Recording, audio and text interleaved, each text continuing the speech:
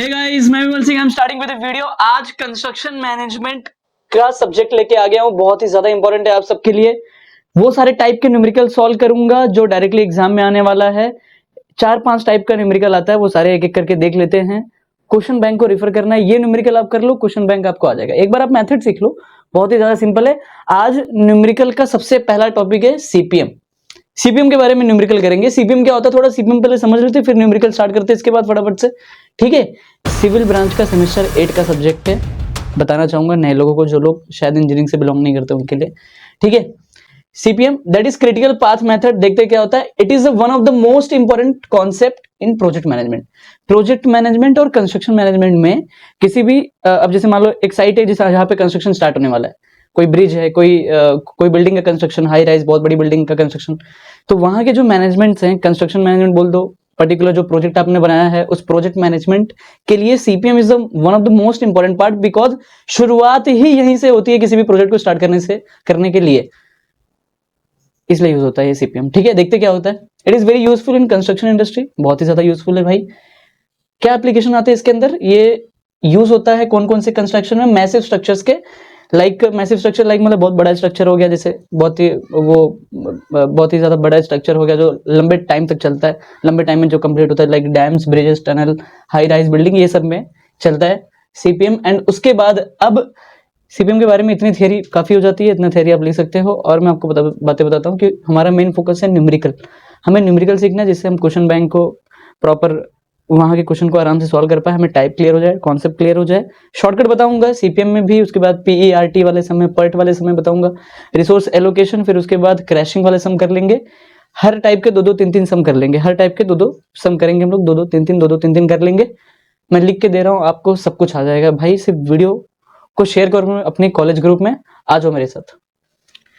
Numerical find project duration. अब जब ये सीपीएम का न्यूमेरिकल आएगा तो ये समझ लेते हैं कि क्या क्या फाइंड करना रहेगा उस न्यूमेरिकल में। ठीक है, तो सीपीएम के थ्रू से आप किसी भी प्रोजेक्ट का ड्यूरेशन फाइंड आउट कर सकते हो। तो पहला क्वेश्चन ये रहेगा, फाइंड प्रोजेक्ट ड्यूरेशन। फिर क्रिटिकल पाथ। क्रिटिकल पाथ का मतलब प्रोजेक्ट्स में, जैसे मैं आपको एग्जांपल के थ्रू बताता हूँ।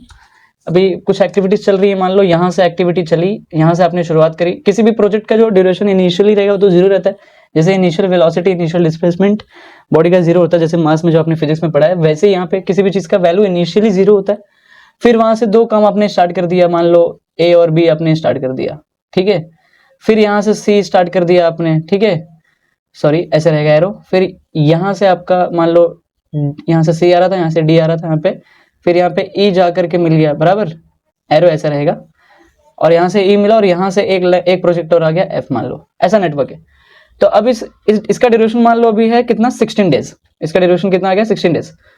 तो एक ऐसा रास्ता, जिस रास्ते से, एक ऐसा रास्ता जैसे मान लो 0 से स्टार्ट किया, बी सी ई, अगर मैं बी सी ई लिखता हूँ, मान लो बी सी ई को मैं प्रोजेक्ट ड्यूरेशन बोलता हूँ, अरे सॉरी, मैं बीसीई को अगर मैं क्रिटिकल पाथ बोलता हूं, तो बीसीई का क्रिटिकल पाथ का मतलब क्या होता है, बीसीई एक ऐसा रास्ता है, उसके ऊपर डबल लाइन मार दो, ऐसा रास्ता है जिस रास्ते को मैं बिल्कुल भी चेंज नहीं कर सकता। अगर मैंने इसको चेंज कर दिया, मान लो ये वाला, ये टोटल 16 आ रहा है ना, तो मान लो ये कुछ 4, ठीक है, और ये 4 और ये 8, ये बी एक्टिविटी 4 दिन में हुआ, सी 4 दिन में हुआ और ई 8 दिन में हुआ।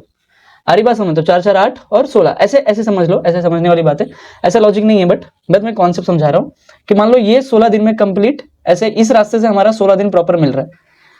अभी आपको समझेगा, जब हम लोग न्यूमेरिकल करेंगे तो ज्यादा समझेगा।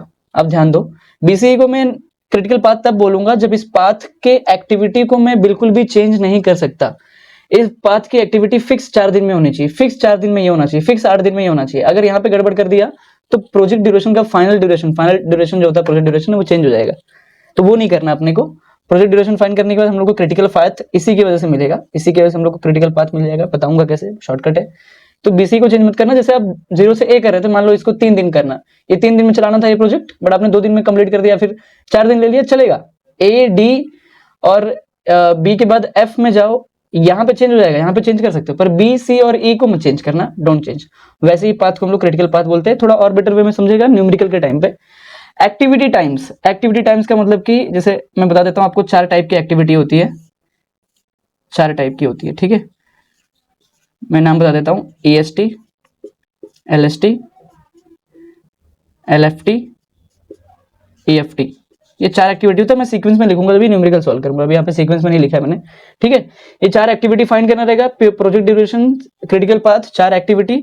इसके सम्स क्वेश्चन बैंक में बहुत है, एक 2 क्वेश्चन करूंगा आपको सब आ जाएगा, अब धड़ाधड़ अपने आप करोगे। फ्लोट में देख लेते हैं, 4 फ्लोट यहाँ पे भी होते हैं भाई, बहुत ईजी होता है, सिर्फ लॉजिक लगाना है बस और कुछ नहीं। लाइफ में क्या होता है ना, लाइफ में भी और लाइफ में भी ऐसी कुछ सिचुएशन आ जाती हैं जो एक्चुअल में बहुत इजी होती है, बट उसमें बहुत छोटा छोटा स्टेप्स लेने पड़ते हैं आपको, छोटे छोटे फैसले लेने पड़ते हैं, कम टाइम में ज्यादा डिसीजन लेना पड़ता है, तो वहां पे आप कंफ्यूज हो जाते हो। वैसे ही ये सम भी है भाई, इजी है बहुत ज्यादा, बट छोटे छोटे स्टेप्स में, छोटे छोटे स्टेप ज्यादा लेने हैं, छोटे छोटे स्टेप ज्यादा दिमाग में रखना है, जिसकी वजह से आप भूल सकते हो। आपको प्रैक्टिस करके जाना है, 3 बार प्रैक्टिस करना है, ठीक है। देखो FT, FF मतलब FT मतलब टोटल फ्लोट, FF मतलब फ्री फ्लोट, ठीक है। मैं बोल देता हूं, सॉरी, टोटल फ्लोट, ये है फ्री फ्लोट। अब इसके आगे लिखता नहीं हूं, इसको बोल देते हैं ID, इसको बोल देते हैं IF। ID मतलब इंडिपेंडेंट फ्लोट, ठीक है। IF मतलब इंटरफेरिंग फ्लोट, याद रहेगा पक्का, ठीक है। इतना याद कर लिया, यही आपको न्यूमेरिकल में फाइंड करना रहेगा CPM के थ्रू, ठीक है। इतना समझ में आ गया। अब अगर इतना समझ में आ गया तो चलते हैं न्यूमेरिकल पे, ठीक है। बहुत बेटर वे में समझाऊंगा, टेंशन मत लो, सिर्फ बने रहो, दिमाग लगाओ, कॉपी पेन के साथ, जैसा बोलता हूँ वैसा करना, पूरा मार्क्स आएगा। Let's have a look. तो ओके गाइस, ध्यान दो, क्वेश्चन नंबर 1 देखते हैं। क्वेश्चन नंबर 1 में हम लोग को 3 चीजें गिवन रहती है। क्वेश्चन नंबर 1 में क्या मतलब, ये कौन सा क्वेश्चन है, CPM का है, ठीक है ना, CPM, ठीक है। तो अब CPM के क्वेश्चन में 3 चीजें गिवन रहती है, एक्टिविटी, प्रीसीडिंग एक्टिविटी, ड्यूरेशन। क्या होता है मतलब, समझते धीरे धीरे। एक्टिविटी देखो, मुझे दे दिया एक्टिविटी का नाम ABCDEF, कुछ भी दे सकते हैं, I और J के फॉर्म में 1 2 3 4 ऐसे दे सकते हैं, वो सब भी हम लोग लेंगे, अलग अलग वैरायटी के लेंगे, don't take tension. Preceding activity, preceding activity का मतलब यहाँ पे दिया है कि प्रीसीडिंग एक्टिविटी ये वो एक्टिविटी है जो ये वाले के, ये जहां पे खत्म होगा वहां से ये स्टार्ट होगा, ऐसा बोला हुआ है। बोलने का अर्थ ये होता है, हम लोग समझेंगे क्या होता है। तो मान लो जो C से A स्टार्ट होता है, ऐसे बोलो, C से A स्टार्ट होता है, या फिर ऐसे भी बोल सकते हो कि A जो है वो C से स्टार्ट होता है। तो मुझे इजी जो लगता है तुम्हें समझाने के लिए मैं बोलूंगा D जो है वो B से स्टार्ट होगा, ऐसे हम लोग समझेंगे। E जो होता है वो CD से स्टार्ट होगा, F जो होता है वो B से स्टार्ट होगा, समझेगा कैसे, डोंट टेक टेंशन। ड्यूरेशन मतलब उसको बोलते हैं TIJ, ठीक है। ड्यूरेशन डेज में दिया हुआ, इन टर्म्स ऑफ डेज 2 3 4 5 8 और 2। इसका मतलब ये है कि A एक्टिविटी को करने में 2 दिन लगेगा, B को करने में 3 दिन लगेगा, C को करने में 4, D को करने में 5, E को करने में 8, F को करने में 2 दिन। अब बोला है कि find the project duration, critical path, activity times, floats, ये निकालना है। सबसे पहले मैं बताता हूं कि जैसे ही आपको नेटवर्क ड्रॉ करने आ गया, जैसे ही आपको नेटवर्क ड्रॉ करने आ गया, वैसे ही आपको प्रोजेक्ट ड्यूरेशन और क्रिटिकल पाथ दोनों आ जाएगा, ठीक है। फॉरवर्ड पास की मदद से आपको PD मिल जाएगा, फॉरवर्ड पास आना चाहिए, फिर बैकवर्ड पास की मदद से आपको CP मिल जाएगा, एग्जैक्ट पता लग जाएगा कि CP क्या है। इतना मैं ड्रॉ करूंगा, नेटवर्क ड्रॉ करके दिखाऊंगा, नेटवर्क ड्रॉ करना सीख लो, बाकी सारा का सारा सम आपको आ गया। नेटवर्क ड्रॉ करना सीख लो, उसके बाद पूरा कंटेंट लिख लेना, मैं बताऊंगा, उसके बाद हम लोग रफ करके इसको रफ कर दूंगा, फिर आगे हम लोग डायरेक्टली वो टेबल ड्रॉ करेंगे, ठीक है ना। समझो, अभी आगे चले। नेटवर्क ड्रॉ करने के लिए, कोई भी नेटवर्क ड्रॉ करने के लिए इनिशियली मेरे को दिख रहा है कि ये A और B जो है इनिशियली क्या है, 0। तो मतलब एक ऐसा नोट, इसको बोलते हैं 0 ले लो, मतलब एक होल ले लो, होल, उस होल में लिख दो, यहाँ पे 1 लिख देते हैं। ये नोड 1 है जहां से इनिशियल एक्टिविटी स्टार्ट होगा, तो वो क्या रहेगा, 0 रहेगा। अब यहाँ से मुझे देखो 0 रहेगा, ठीक है, वो सब समझते हैं। यहाँ से 2 एक्टिविटी स्टार्ट हो रही है इनिशियली, मतलब 0 से ही इनिशियली कौन स्टार्ट हो रहा है, A और B। तो A के लिए एक ऐसा लाइन मार दो और B के लिए एक ऐसा लाइन मार दो, स्ट्रेट लाइन मारो, ठीक है। तो अब इसको एरो ऐसे दिखा दो, एरो ऐसा दिखा दो, ये एरो ऐसे दिखा दिया, ठीक है। एरो दिखाने के बाद किसके लिए एरो दिखाया, एरो के ऊपर एक्टिविटी का नाम लिखो। ये एक्टिविटी को उठाओ ऐसे, इस एरो के ऊपर लिख दो, इस एक्टिविटी को उठाओ ऐसे, इस एरो के ऊपर लिख दो। ये यहाँ पे ऐसा बन गया, यहाँ पे ऐसा बन गया। तो अब मेरे को पता लग रहा है कि यार A और B जो था इनिशियली 0 था, इनका कोई वैल्यू नहीं था, ये कहीं से नहीं आ रहे थे, तो 0 से आ रहे थे, तो ऐसे 2 एक्टिविटी निकल गया, 2 नोड निकल के आ गया, ठीक है, चलेगा।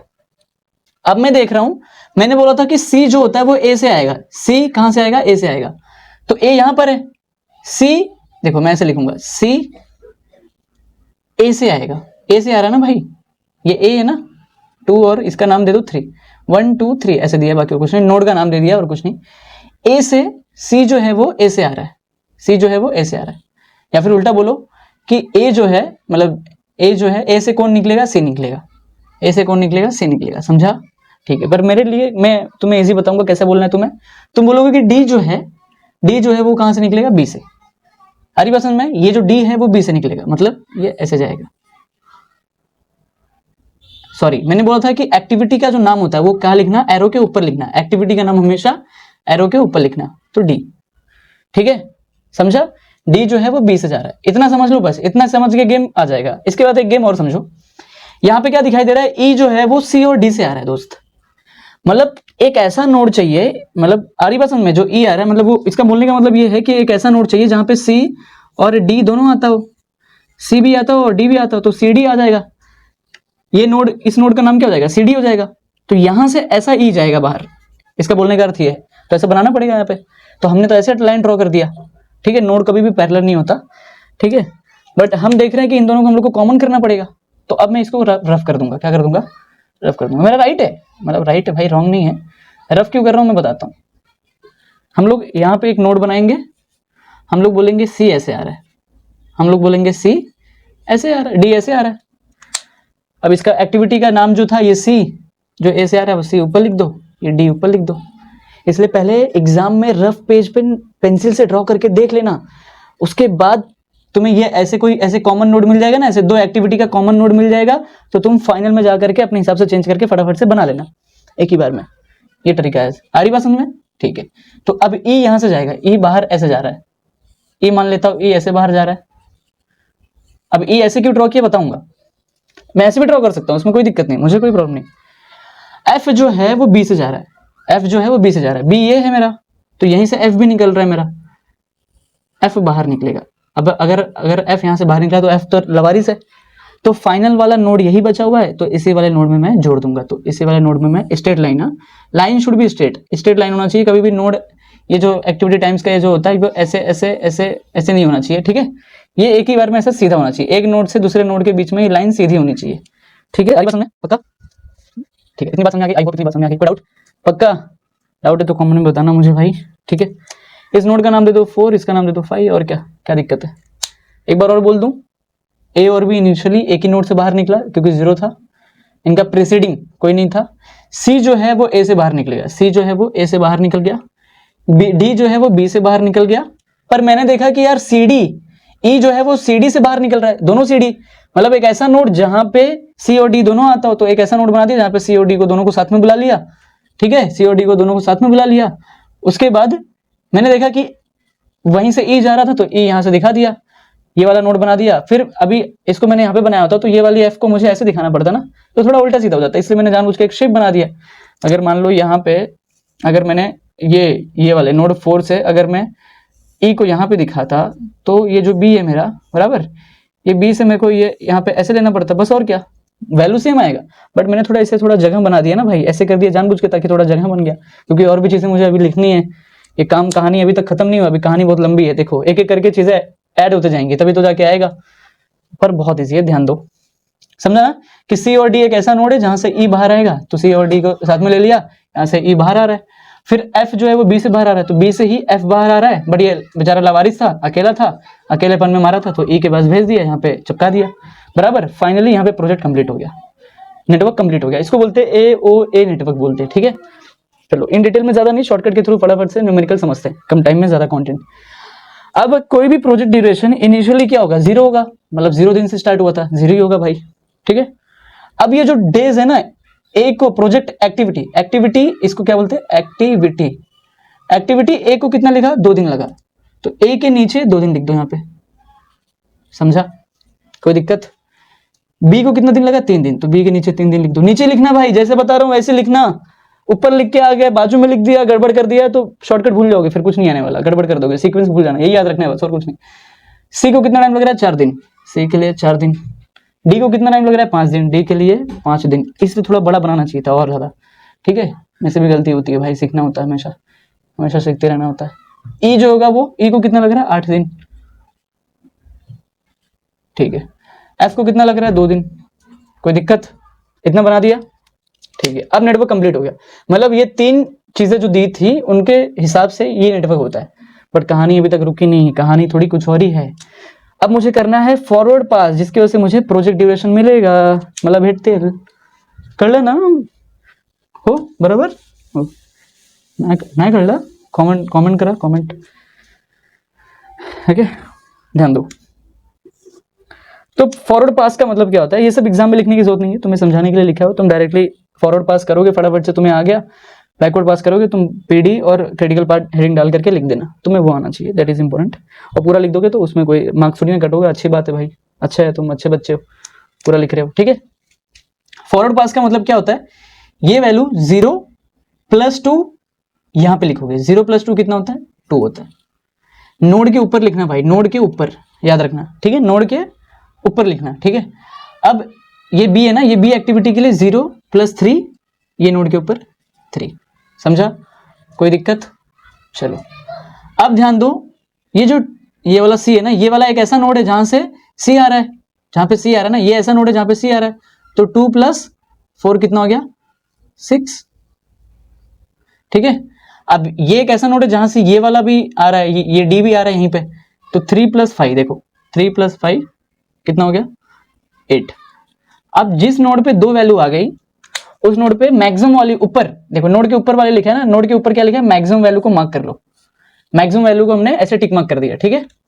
अब मैक्सिमम वैल्यू को आगे लेके चलो, तो ये वाला रास्ता कहां पे आ रहा है, इस नोड पे, तो मैक्सिमम वैल्यू 8 + 8 क्या करोगे, यहाँ पे 16 लिख दो, कोई दिक्कत, इसको बोलते हैं फॉरवर्ड पास।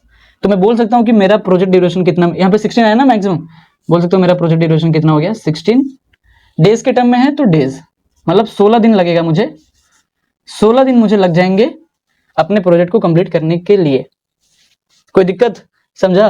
जो आदमी कुछ नहीं पढ़ा रहेगा उसको भी आ जाएगा, टेंशन मत लो, ठीक है। आगे चलें, अभी आगे का कॉन्सेप्ट ये है, कॉन्सेप्ट ये बोलता है अभी बैकवर्ड पास करना है। फॉरवर्ड पास इसी को बोलते हैं कि यहां से यहां तक गए तो बैकवर्ड पास, फॉरवर्ड पास। अब यहां से यहां तक जाना है तो क्या हो जाएगा, बैकवर्ड पास हो जाएगा। अब इतना बात समझ में आ गया ना, पहले सबसे पहले एक बार रिवाइज कर देता हूं, इन तीनों की वजह से नेटवर्क बना, फिर 0 + 2 फॉरवर्ड पास करके ये 2 लिख दिया, 2 + 4 कितना लिख दिया, 6 लिख दिया, 0 + 3 3 लिख दिया। अब इस नोड पे 2 लोग आ रहे हैं, इस नोड पे 2 लोग आ रहे थे, तो 2 + 4 देखो बेसिकली वी बन रहा है ना, ऐसे ऐसे वी बन रहा है, क्या बन रहा है, ऐसे ऐसे वी बन रहा है, वी के शेप में ऐड करते जाना है। फॉरवर्ड पास में क्या होता है, वी के शेप में ऐड करना है, लिख देता हूँ शॉर्टकट यहाँ पे, फॉरवर्ड पास में वी के शेप में ऐड करना है वैल्यू को, और नोड के ऊपर लिखना है, ठीक है ना, नोड के ऊपर लिखना है, शॉर्टकट बता दिया, ठीक है। देखो तो वी के शेप में ऐड करते गया, वी के शेप में ऐड करते गया, फिर यहाँ से 3 + 5 कितना हो गया, 8, मैक्सिमम वैल्यू 8 इसलिए 8 को आगे बढ़ाया, 8 प्लस, क्योंकि कंफ्यूजन हो जाएगा ना दोनों में से कौन सा लेना है, तो 8 लेना मैक्सिमम वाले, नोड के ऊपर ही देखो, हर वैल्यू को नोड के ऊपर लिखना है दोस्त, गड़बड़ मत करना यार, एक भी गड़बड़ मत करना। 8 + 8 कितना हो गया, 16 हो गया, ठीक है। अब बैकवर्ड पास में क्या करो, 16 को नीचे लिख लो, नोड के नीचे लिख लो, जैसे कर रहा हूँ वैसे ही लिखना, 16 को नोड के नीचे लिखा। अब ये 16 दो तरफ जाएगा, वापस जाना ना यहाँ पे, अभी राइट टू लेफ्ट जाना है, तो 16 - 2 कितना हो गया, यहाँ पे 14 हो गया, कितना हो गया, 14 हो गया, ठीक है। यहाँ पे अभी यहाँ पे उल्टा वी बन रहा है, क्या बन रहा है, बैकवर्ड पास में क्या बनेगा, उल्टा वी बनेगा, ऐसे ऐसे वी बनेगा, उल्टा वी बनेगा, उल्टे वी में हम लोग को वो करना है, देखो ऐसे ऐसे बन रहा है ना उल्टा वी, तो उल्टा वी में हम लोग को क्या करना है, सब्ट्रैक्ट करना है, यहाँ पे हम लोग ने ऐड किया था, यहाँ पे सब्ट्रैक्ट करना है और कुछ नहीं। 16 - 8 कितना होता है, 8 होता है, ठीक है। पर जब भी माइनस कर रहे हैं, बैकवर्ड पास कर रहे हैं, तो नोड के नीचे वैल्यू लिख रहे हैं, फॉरवर्ड में ऊपर लिख रहे थे, यहाँ पे नीचे लिख रहे हैं। 8 - 5 कितना होता है, 3, ऊपर मैक्सिमम वैल्यू को लेके चल रहे थे ना, यहाँ पे मिनिमम वैल्यू को मार्क कर दो, कोई दिक्कत। 16 - 2 14, फिर 16 - 8 इज 8, क्योंकि ये नोड से 2 लोग जा रहे हैं, 2 एक्टिविटी आ रही थी, तो दोनों की तरफ माइनस किया, 16 - 2 14, 16 - 8 8 बराबर। अब ये वाले नोड से ये वाला वायर भी जा रहा है, मतलब ये वाली एक्टिविटी आ रही थी, जा नहीं रही है, आ रही है, हम लोग उल्टा जा रहे हैं ना, वो तो इसे जा रहा है बेचारा। 8 - 5 3 हो गया। अब मिनिमम वैल्यू को आगे लेके जाना है, क्योंकि यहां से किसको माइनस करोगे कंफ्यूजन होगा, मिनिमम वैल्यू को लेके जाना है, तो 3 - 3 0। अब ध्यान दो, 8 - 5 कर दिया, बट यहां पे तो 2 लोग आ रहे हैं, तो 8 - 4 भी कितना होगा, 4। अब ये 4 - 2 कितना होता है, 2, कोई दिक्कत, समझा, कोई परेशानी। अब बता सकता हूं, देखो सबसे पहले फॉरवर्ड पास में तो पता है कि 0 + 2 2, 2 + 4 6, फिर 0 + 3 3, 3 + 5 8, मैक्सिमम को लेके चला, 8 + 8 16। और अच्छा यहाँ एक फॉरवर्ड पास में मैंने एक वैल्यू नहीं लिखी, 3 + 2 कितना होता है, 5 होता है ना, तो ये 5 भी तो यहाँ पे आएगा, तो मैक्सिमम वैल्यू 16 था, इसलिए मैंने 16 को नीचे लिखा, ठीक है, 16 को मैंने नीचे लिखा। अब ये 16 यहाँ पे दो लोग आ रहे हैं ना, तो दोनों तरफ माइनस करना पड़ेगा। 16 माइनस 2 इज 14, 16 माइनस 8 इज 8। ठीक है, अब यहाँ पे भी दो लोग आ रहे हैं, तो 8 माइनस 5 इज 3, 8 माइनस 4 इज 4। ठीक है, वी के उल्टा वी के शेप में माइनस कर रहा हूँ और कुछ नहीं। मैं उल्टा वी याद रखता हूँ, मैंने आज भी उल्टा वी याद रखा है और वही करता हूँ मैं। ठीक है, 16 माइनस 2 इज 14 और 16 माइनस 8 इज 8, 8 माइनस 5 इज, यहाँ पे दो लोग आ रहे थे, 8 माइनस 5 इज कितना हो गया 3, 8 माइनस 4 इज 4। ठीक है, मिनिमम वाले वैल्यू को लेके चलेंगे, 3 माइनस 3 इज 0। अब क्रिटिकल पाथ क्या होता है, कैसे निकालोगे? बैकवर्ड पास कर लिए, मैंने बोला तो सर आपने बताया कि सर बैकवर्ड पास से आप सीपी निकालोगे, क्रिटिकल पाथ निकालोगे, कैसे निकालोगे बताओ? बताओ, हम लोग को भी देखना है। आप कुछ भी बोलते हो क्या? नहीं यार, कुछ भी नहीं बोलता हूँ, देख लो, सुनो ध्यान से, मेरे को बताओ। मैं पहले कॉन्सेप्ट भी बता देता हूँ, फिर शॉर्टकट बताऊंगा, शॉर्टकट यूज करना, ठीक है ना? देखो, एक ऐसा रास्ता है जहां पे यहां से जब मैं फॉरवर्ड कर रहा था, फॉरवर्ड, तो फॉरवर्ड करने के टाइम पे एक ऐसा रास्ता जिसकी वजह से यहाँ पे 16 आया। फॉरवर्ड में हम लोग ऐड करते हैं, उल्टा भी ऐड करते हैं, तो एक ऐसा रास्ता जहां पे क्या आया 16 आया जिसकी वजह से। तो जब मैं 0 से 3 जाता हूं, 0 प्लस 3 3, 3 प्लस 5 इज 8, 8 प्लस 8 कितना हो गया 16 हो गया। अब देख लो 0 प्लस 2 कितना हो गया 2, 2 प्लस 4 6, 6 प्लस 8 कितना बनता है यहाँ पे 14 बनता, पर हम लोग को मैक्सिमम वाले को लेके चलना है। तो मतलब इस मैं अगर ऐसे आता तो मेरा यहाँ पे 14 आ रहा था, गलत था ना, वो रॉन्ग था क्योंकि मुझे मैक्सिमम लेके चलना था। बट मैं जब ऐसे आ रहा हूं तो मेरा क्या आ रहा है 16 आ रहा है, पक्का। अब 0 से मेरा ये रास्ते से 16 आ रहा है। अब एक ऐसा रास्ता निकालो बैकवर्ड पास से कि ये 16 से ये 16 से आपका 0 आ जाए। तो अब देखो 16 minus 8 is 8, 8 minus 5 is 3, 3 minus 3 is 0। मतलब आने वाला रास्ता और जाने वाला रास्ता यहाँ पे सेम है। ठीक है, आ रही बात समझ में? कॉन्सेप्ट ये था कि लेफ्ट टू राइट एक ऐसा रास्ता ढूंढो जिसकी वजह से ये 16 आया।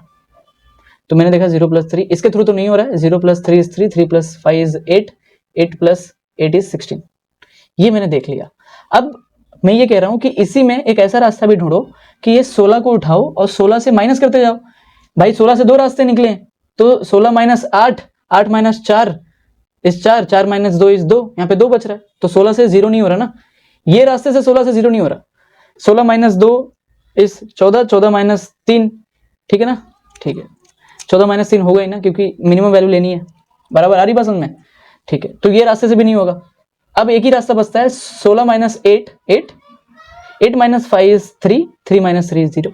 मतलब मेरा ये वाला रास्ता जो है वो क्रिटिकल पाथ है। मतलब मैं ऐसे लिख सकता हूं, मैं बोल सकता हूं कि B, फिर मैं B से जब D जाता हूं, D से जब मैं E जाता हूं, तो ये वो ऐसा रास्ता है जहां पे फॉरवर्ड पास करने पे FE मतलब फॉरवर्ड पास करने पे 16 आता है, और बैकवर्ड पास मतलब ऐसे लिख देता हूं, backward pass BP that is backward pass करने पे मेरा क्या आता है 0 आता है। ठीक है, और फॉरवर्ड पे 0 से 16 और बैकवर्ड पे 16 से 0, 16 टू 0 करने पे। और ये रास्ता कॉमन है, उसी रास्ते को मैं बोलता हूँ BDE और उसी रास्ते को मैं बोलता हूँ क्रिटिकल पाथ। समझा?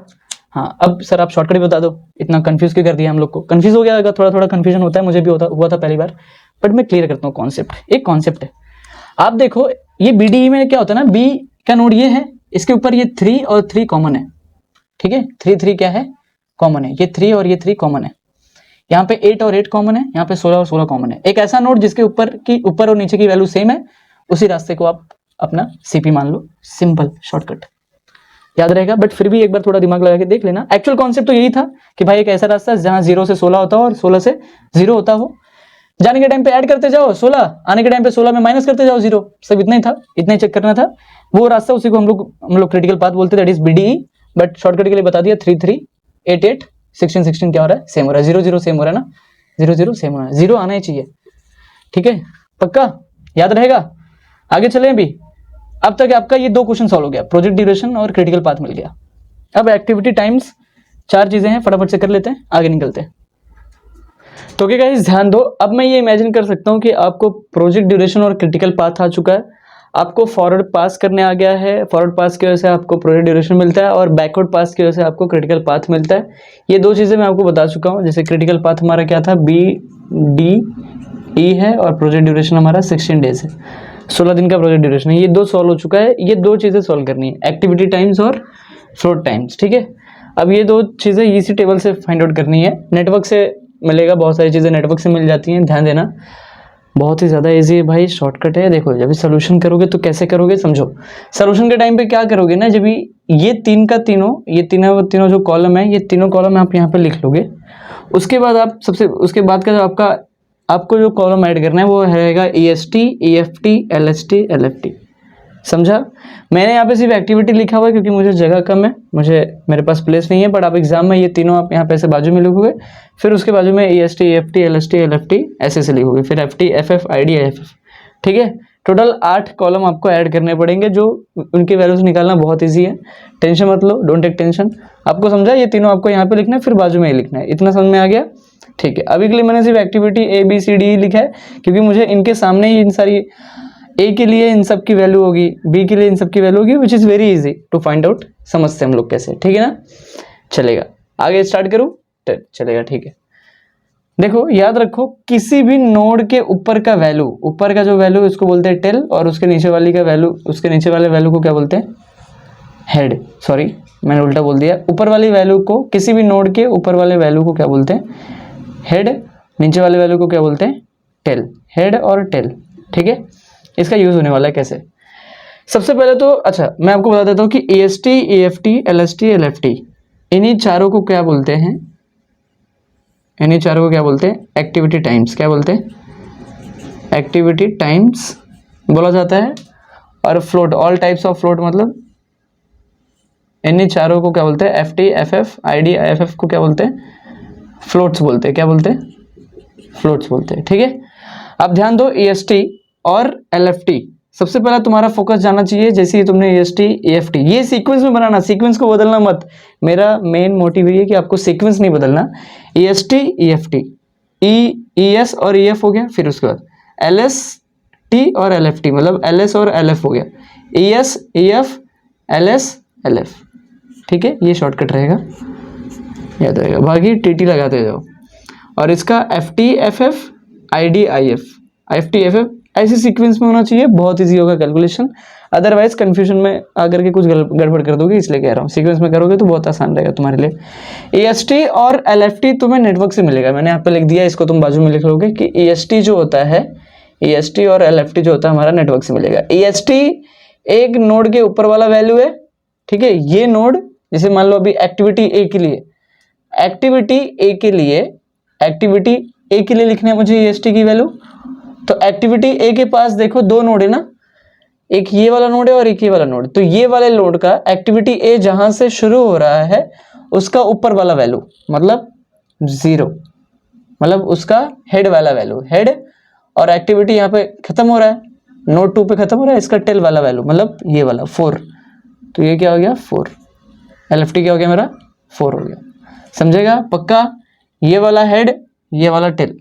बी के लिए, एक्टिविटी बी के लिए ये वाला 0 और ये मिनिमम वैल्यू लेना है, नोड के नीचे वाले का मिनिमम वैल्यू, जिसको मार्क किया ना आपने बैकवर्ड पास करने के टाइम पे, आपने मिनिमम वैल्यू को टिक मार्क किया था, मिनिमम वैल्यू को। तो ये वाला मिनिमम वैल्यू है, तो जिसको मार्क किया उसको, तो ये वाला 0 था, बी के लिए 0 EST। LFT कितना हो गया मेरा? LFT कितना हो गया? ये 3 हो गया। कोई डाउट? ठीक है, इतना क्लियर होने के बाद मैं बोलूंगा C के लिए, दैट इज 2 और 8। C के लिए क्या रहेगा?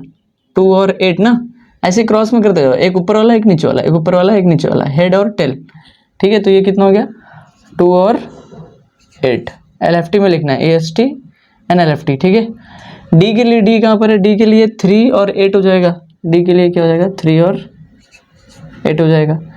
E के लिए क्या हो जाएगा? E के लिए 8, ऊपर वाला जिसको मार्क किया था, ऊपर वाले नोड के ऊपर वाले को मैक्सिमम वैल्यू को मार्क किया था, तो मैक्सिमम वाला लेना है 8 और 16। ये कितना हो जाएगा? 8 और 16। अब F क्या हो जाएगा मेरा? देखो F के लिए भी लिखना है ना, F के लिए क्या हो जाएगा? 3 और 16, 3 और 16। एक बार ये वैल्यू करेक्ट लिख लिया, समझा ना? ये वाला A के लिए EST ये 0 और LFT ये 4, फिर B के लिए 0 और 3, 2 के लिए, C के लिए 2 और 8, D के लिए 3 और 8 बराबर। D यहाँ पे जा रहा है भाई, तो D के लिए, D के पास कौन सा नोड है? देखो हर एक्टिविटी के पास 2 नोड है, तो ये यहाँ से जा रहा है, मतलब यहाँ से शुरू हुआ यहाँ पे खत्म हुआ, तो इन दोनों के पास 2 नोड है। ये नोड का ऊपर वाला जहाँ से शुरू हुआ, ये ऊपर वाला और ये नीचे वाला। अब ये F, ये वाला ई ये वाला और ये वाला, हाँ नीचे में जिसको मार्क किया था उसी को लेना, मतलब मिनिमम वैल्यू, ठीक है ना, नीचे नोड के नीचे वैल्यू को और ऊपर वाले को मैक्सिमम वैल्यू। अगर 2 वैल्यू रहा तो जहाँ एक है वहाँ पे तो कोई प्रॉब्लम ही नहीं है, वही लेना है। अब EFT फाइंड आउट करना है, तो EFT फाइंड करने का बहुत ईजी तरीका है। EFT के लिए एक फॉर्मूला है भाई, फॉर्मूला है EST को लो प्लस TIJ। इसका मतलब क्या हुआ, EFT को फाइंड आउट करने के लिए, EFT को फाइंड आउट करने के लिए EST प्लस TIJ। इसका मतलब ये हुआ कि ये EST, TIJ मतलब ड्यूरेशन जो गिवन है, TIJ तो जो अब आप ये कॉलम आपने तीनों यहाँ पे साइड में लिखा है तो आपको दिख रहा होगा ना, EST और TIJ बाजू बाजू में आ जाएगा। तो ये 0 प्लस ये TIJ करना है, बेसिकली EST प्लस TIJ करना है, ठीक है ना। फॉर्मूला याद रखो, EFT मतलब EST प्लस TIJ। तो 0 प्लस 2 कितना हो जाएगा 2, 0 प्लस 3 कितना हो जाएगा 3, बी के लिए ना 6, 4 प्लस 2 कितना हो जाएगा 6, 5 प्लस 3 कितना हो जाएगा 8, बराबर सही जा रहा हूँ ना। डी के लिए ये 3 था और ये कितना था 5 था, ठीक है, ये 2 था और ये 4 था। सी के लिए मैच करते जाओ, बेसिकली ये चीज़ यहाँ पे लिखते हो तो सेम बाजू में रहता है ना, एग्जाम में वैसे ही करना, ठीक है। अब ई के लिए ध्यान दो, ई के लिए क्या करोगे 8 है और यहाँ पे भी 8 है तो कितना हो जाएगा ये 16 हो जाएगा। एफ के लिए 2 है और ये कितना है 3 है तो ये 5 हो जाएगा, कोई दिक्कत। अब LST कैसे मिलता है, देखो EFT कैसे निकाला है, EST प्लस TIJ कर दिया टाइम को। LST कैसे मिलता है, ये LFT को उठाओ, LFT माइनस TIJ। देखो एक बात समझ में आ गई आपको कि EST और LFT क्या होगा, EST और LFT क्या होता है, दोनों नेटवर्क से मिलेगा हेड एंड टेल करके, ठीक है, इतना समझ में आ गया। EST और LFT लिख लिया। उसके बाद EFT के लिए क्या किया, EFT में ये EST में TIJ को ऐड कर दो, टाइम को ड्यूरेशन जो दिया हुआ है उसको ऐड कर दोगे तो EFT मिल जाएगा। अब ये जो LFT निकाला है इस LFT में टाइम माइनस कर लो, TIJ माइनस कर लो, ये ड्यूरेशन जो है वो माइनस कर दो तो क्या मिल जाएगा आपको LST मिल जाएगा, ठीक है। तो निकाल ले फटाफट से, ये 4 था, LFT मतलब 4 माइनस 2 दैट इज 2, ये 3 माइनस 3 कितना 0, ये 8 माइनस 4 बराबर। ये चीज़ बाजू में लिखोगे तो अच्छे से समझ में आएगा, उसमें कोई दिक्कत नहीं।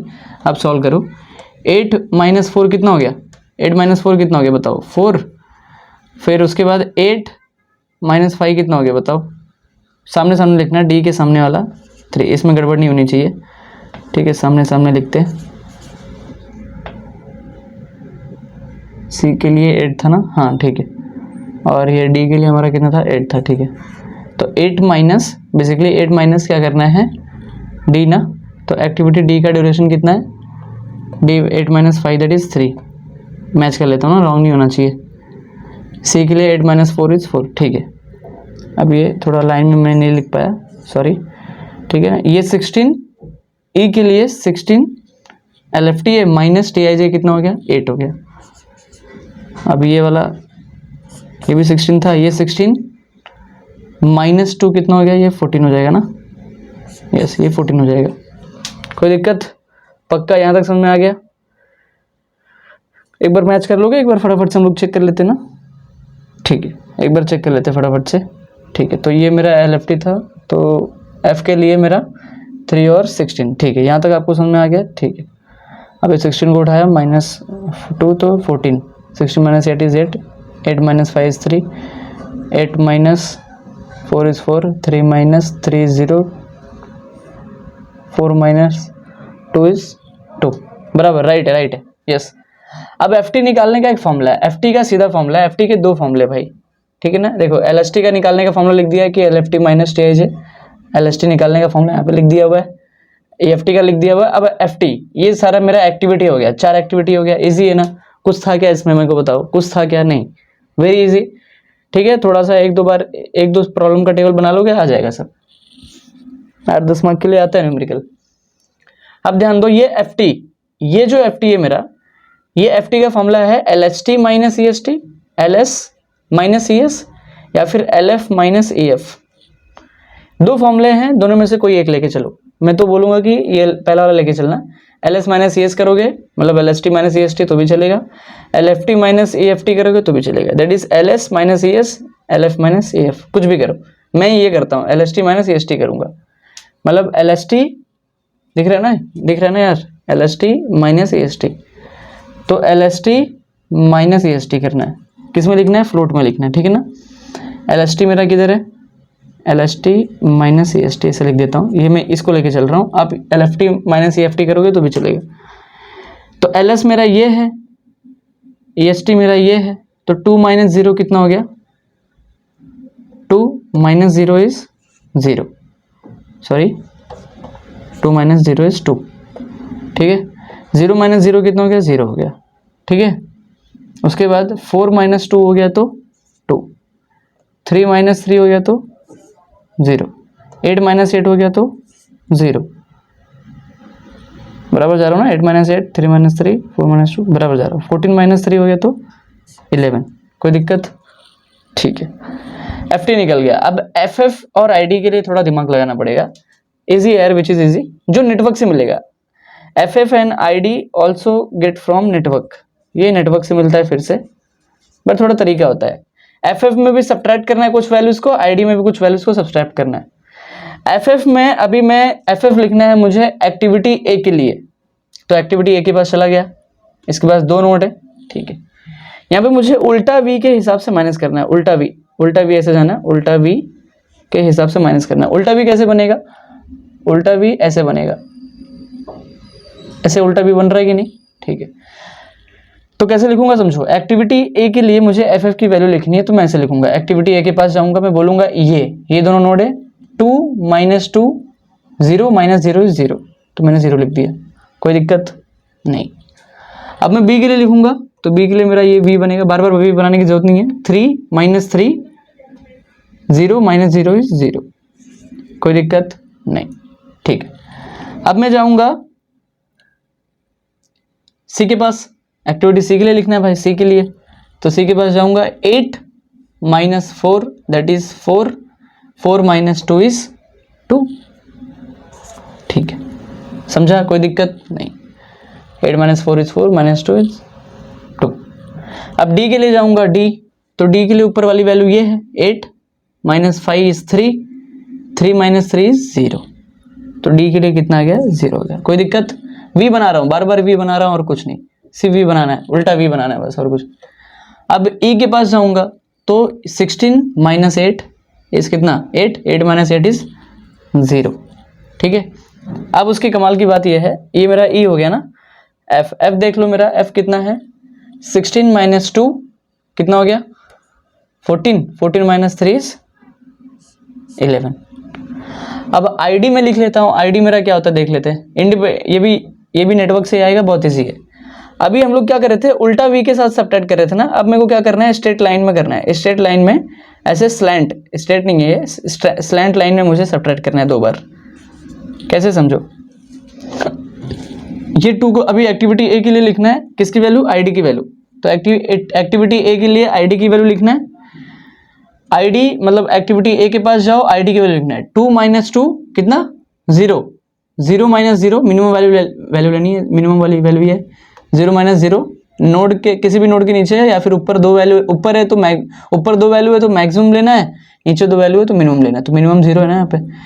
2 माइनस 2 0 माइनस 0, देखो यहाँ पे एक स्ट्रेट लाइन बन रहा है, ऐसे मतलब स्लैंट लाइन बन रहा है ना, ऐसे लाइन बन रहा है, बराबर। देखो तो 2 माइनस 2 इज 0, 0 माइनस 0 इज 0, कोई दिक्कत? ठीक है। B क्या हो गया मेरा? ऐसे देखो, ऐसे स्ट्रेट लाइन बनाना है, ऐसे स्ट्रेट लाइन, मतलब 3 माइनस 3 इज 0, और फिर इसके नीचे वाला कौन है? देखो बताओ, 0, तो ये भी 0 हो गया, कोई दिक्कत? B के लिए भी 0 हो गया। C के लिए जाते हैं। 8 माइनस 4 इज 4, एक ही लाइन में आते हैं ना ये तीनों, तो 8 minus 4 is 4, 4 minus 4 is 0, right है, कोई दिक्कत नहीं। D के लिए 8 माइनस 5 इज 3। अब देखो नोड के नीचे वाली वैल्यू को बेसिकली हम लोग कर रहे हैं, वहाँ पे ऊपर करते थे हम लोग ने। FF में क्या किया था? 8 माइनस 5 दैट इज 3 माइनस 3, हम लोग ने ऊपर जाते थे, इस बार हम लोग 5 से नीचे जाते हैं, सिंपल। इस बार ऊपर करते थे और नीचे करते, इस बार ID में नीचे करो, FF में ऊपर करो, सिर्फ इतना ही फर्क है। FF में V बना दो और ID में एक लाइन में माइनस कर दो, और कुछ नहीं। तो D के लिए मुझे लिखना है 8 माइनस 5 इज 3 माइनस 3 इज 0, ठीक है ना। अभी E के लिए लिखना है मुझे, D के बाद E आता है मेरा। 16 minus 8 is 8 minus 8 is 0, F के लिए लिखना है 16 माइनस 2 इज 14, 14 माइनस 3 इज 11, ठीक है। आई एफ लिखना है, आई एफ के फॉर्मूला है, आई एफ मतलब क्या होता है, F T minus F F. Shortcut बताता हूँ, एफ टी आपने कहाँ से निकाल लिया, एल एस टी माइनस ई एस टी कर दो, एल एस टी माइनस ई एस टी कर दिया, एफ टी निकाल लिया। एफ एफ और एफ एफ मतलब उल्टा वी बना करके, उल्टा वी में माइनस करके हर नोड पे आपने क्या कर लिया, that is 2 minus 2 0 minus 2 is इतना, 8 माइनस 4 इज 4, 4 माइनस 2 इज 2, बराबर।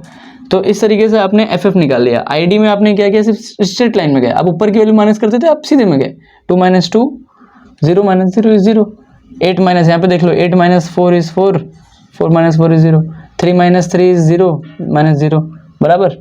8 माइनस इसके लिए, ये एक्टिविटी सी के लिए था, एक्टिविटी डी के लिए क्या रहेगा, ये सी है ना, तो सी के लिए 8 माइनस 4 माइनस 4। अब डी के लिए 8 माइनस, अब यहीं से तो भाई ये एक ऐसा नोट है जहाँ से डी भी जाता है, तो 8 माइनस 5, ठीक है, 8 minus 5 that is 3 minus 3, straight line में कर रहे हैं बेसिकली, और कुछ नहीं, ठीक है। आई डी लिख लिया। आई एफ में शॉर्टकट बताता हूँ, पहला वाला जो 2 कॉलम है ना, पहला वाला 2 कॉलम, इन दोनों कॉलम को लो और यहाँ पे लिखो एफ टी लिखो माइनस एफ एफ लिख दो। अब वैल्यूज लिख दो, एफ टी मेरा कितना है, कितना है, 2 minus 0 is 2, 0 minus 0 is 0, 2 minus 2 is 0, यहाँ पे तो 0 ही आने वाला है, यहाँ पे 0 आने वाला है, यहाँ पे 11 माइनस 11 इज 0, राइट है। अब हम लोग एक कमाल की बात बताता हूँ, बी डी और ई। बी में देखो चारों एक्टिविटी टाइम्स के चारों का फ्लोट कितना है, एफ टी एफ एफ, ये मेरा फ्लोट्स है ना, F T F F I D I F. B में क्या है, एक्टिविटी बी के लिए चारों 0 है, एक्टिविटी डी के लिए चारों 0 है, एक्टिविटी ई के लिए चारों 0 हैं। यस, मतलब एक बात समझ में आ रही है, कंक्लूजन समझ में आ रहा है मेरे को कि यार जो मेरा क्रिटिकल पाथ है, मेरा क्रिटिकल पाथ क्या है, मेरा क्रिटिकल पाथ क्या है, बी डी ई, सब मेरा राइट है कि नहीं ये चेक करने के लिए आपने ये कैलकुलेशन कर दिया, उसके बाद आपका राइट है कि नहीं ये चेक करने के लिए आपके पास रास्ता ये है कि बी डी ई जो है, ये जो मेरा क्रिटिकल पाथ है, इनका चारों का फ्लोट सबका 0 0 आएगा, सबका 0 आएगा।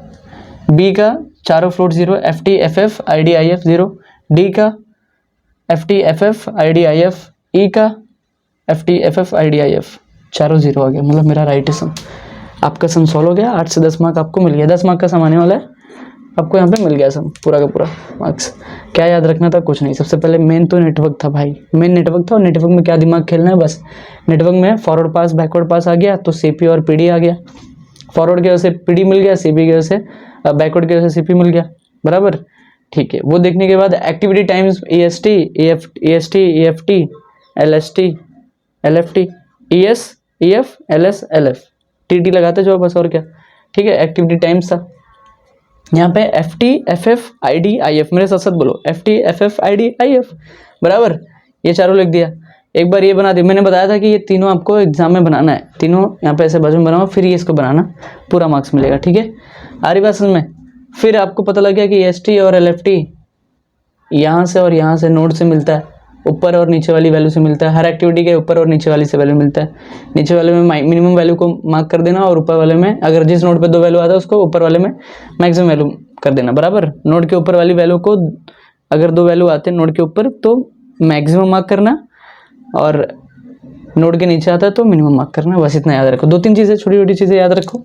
बाकी फिर उसके बाद हमने गेम चेंज कर दिया, हमने बोला ई एफ टी जो है मेरा E S T plus T I J कर दो भाई, टाइम को इसमें डाल दो, ई एस टी में टाइम को ऐड कर दो तो ई एफ टी मिल जाएगा, एल एफ टी में से टाइम निकाल लो, माइनस कर दो, ड्यूरेशन को माइनस कर दो तो एल एस टी मिल गया। अब उसके बाद दिख गया कि एल एस टी माइनस ई एस टी कर दो, 2 फॉर्मूले हैं, मैंने बता दिया भाई, यहाँ पे फॉर्मूलेज आपको ऐसे प्रॉपर लिखना है। एफ टी के लिए शॉर्टकट, एफ टी के लिए डायरेक्टली फॉर्मूला है एल एस टी माइनस ई एस टी। एफ एफ और आई डी के लिए शॉर्टकट था, ई एस टी और एल एफ टी के लिए डायरेक्टली यहाँ पे शॉर्टकट बताया, याद रखना। आई डी के लिए भी स्ट्रेट लाइन में माइनस करो, इसके लिए उल्टा भी एफ एफ के लिए, और आई एफ था, इन दोनों को उठा करके माइनस कर दिया, यहाँ पे एफ एफ लिख देता हूँ ना, F F I F T minus F F. आ रही बात समझ में, पक्का आगे जा सकता हूँ। 1 से 2 सम इसके ऊपर और दिखाता हूँ, बट उस समय में इतना पूरा सॉल्व नहीं करूंगा, वीडियो बहुत लंबा हो जाएगा। आई होप आपको समझ में आ गया, मैं सिर्फ आपको नेटवर्क बना के दिखाऊंगा। आपको नेटवर्क बनाने आ गया, आपको फॉरवर्ड पास और बैकवर्ड पास करने आ गया, आप ये सब कर लोगे दोस्त, ठीक है। आगे चलते हैं। तो क्या गाइस ध्यान दो, ये क्वेश्चन देखते हैं। एक्टिविटी, प्रेसिडर एक्टिविटी और प्रेसिडिंग बोल सकते हैं, या फिर प्रेसिडर किसी किसी समय प्रिंट रहेगा, देख लेना, और टीआईजे, ये 3 चीजें गिवन है। अब मेरे को सबसे पहले मेरे को नेटवर्क बनाने आना चाहिए। इस समय मैं आपको नेटवर्क बना के दिखाऊंगा और फिर फॉरवर्ड पास, बैकवर्ड पास और सीपी और ये अपना प्रोजेक्ट ड्यूरेशन ये कर दूंगा। बाकी का आप देख लेना, बाकी का आपको आ जाएगा, टेंशन मत लो, ठीक है। तो अब मैं ये कहता हूँ कि मेरे को पता है कि ए जो है वो इनिशियली 0 से स्टार्ट हो रहा है, कुछ नहीं है, मतलब उसका कोई प्रेसिडिंग नहीं है। तो ऐसे हम लोग स्टार्ट कर देंगे, ये नोट से ए ऐसे स्टार्ट हो गया, बराबर। थोड़ा ये साइड से करता हूँ तो जगह मेरे को ज़्यादा मिल जाएगी। यहाँ से करता हूँ तो यहाँ से मेरा ए स्टार्ट हो गया ऐसे, ठीक है, बराबर। अब मेरे को दिख रहा है कि जो बी है ना वो ए से स्टार्ट होने वाला है, तो मतलब ये जो बी है वो ऐसे स्टार्ट होने वाला है। पर मेरे को थोड़ा ऑब्जर्व करना चाहिए डेटा को। बी और सी और डी ये तीनों ए से स्टार्ट हो रहा है, तो बी जो है वो भी ए से स्टार्ट हो रहा है, मतलब इसको ऐसे बना लेता हूँ, एरो के ऊपर एक्टिविटी का नेम। सी जो है वो ऐसे स्टार्ट हो रहा है, एरो के ऊपर एक्टिविटी का नेम। डी जो है वो कैसे स्टार्ट हो रहा है, ए से स्टार्ट हो रहा है, एरो के ऊपर एक्टिविटी का नेम, एरो के ऊपर एक्टिविटी का नेम, सिंपल।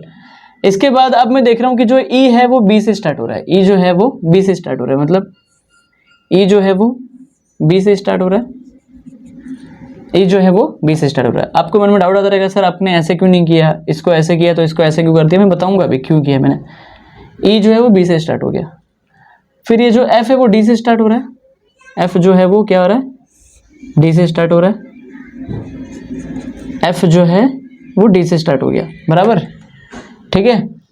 अब मैं देख रहा हूँ कि जी एक ऐसा एक्टिविटी है जो ये एक ऐसा नोड है, मेरे को एक ऐसा नोड चाहिए जहाँ पे सी, ई और एफ आता हो, एक ऐसा नोड जहाँ पे सी और ई और एफ आके मिलता हो, मतलब एक ऐसा नोड जहाँ पे सी, देखो सी, ई और एफ आके मिलता हो, उस नोड से मैं क्या बनाऊंगा, अपना जी बनाऊंगा।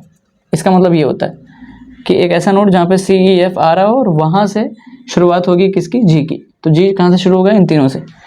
तो अगर मैं ई को यहाँ पे बना देता, सी को ऐसे बनाता और डी, एफ को ऐसे बनाता, तो बाद में मुझे रफ करके बनाना ही पड़ता। इसलिए मैं, आप लोग रफ कर लेना एग्जाम में और फिर डायरेक्टली जा करके ऐसे देख करके बना देना, ठीक है। तो अब मैंने ई को इधर ले लिया, सी को इधर ले लिया, एफ को इधर ले लिया, तो ये नोड यहाँ पे बना देता हूँ मैं। इतना बड़ा बनाने की जरूरत नहीं है वैसे, ठीक है, समझाने के लिए बनाया था बस, और कुछ नहीं। तो अब ये एक ऐसा नोड बन चुका है जहाँ पे सी आ रहा है, ई आ रहा है और एफ आ रहा है, ये एक ऐसा नोड बन चुका है। अब यहाँ से कौन जाएगा, जी जाएगा, कौन जाएगा, जी, और ये एक्टिविटी यहीं पे स्टॉप हो जाएगी। इसके आगे कोई भी एक्टिविटी नहीं है, यहीं पे स्टॉप हो गई। नोड का नाम दे सकते हो 1 2 3 4 5 6, सिंपल, कोई दिक्कत नहीं, चलेगा। मैंने बताया कि ड्यूरेशन अभी स्टार्टिंग से 0 से स्टार्ट होगा, ठीक है। ये जो भी ड्यूरेशन है, एक्टिविटी ए का ड्यूरेशन ए के नीचे लिख दो, एरो के नीचे, तो कितना है, 5 है, ठीक है, 5 लिख दिया। बी के लिए क्या लिखोगे, यहाँ पे एरो के नीचे 4, ठीक है, इसलिए थोड़ा और गैप लेकर के बनाओगे। अगर मैंने इसको थोड़ा और ऐसे किया होता तो ज़्यादा बेटर होता, थोड़ा मेरे को जगह मिल जाता समझने को, बट आप समझ जाओगे। सी को कहाँ पे करना है, 7, डी को कहाँ पे करना है, 5 पे, ठीक है, ई को कहाँ पे करना है, 3 पे, बराबर। ई के नीचे 3, ई को 3 दिन लगने वाला है, इन डेज दिया हुआ, शायद से डेज में दिया हुआ, ठीक है।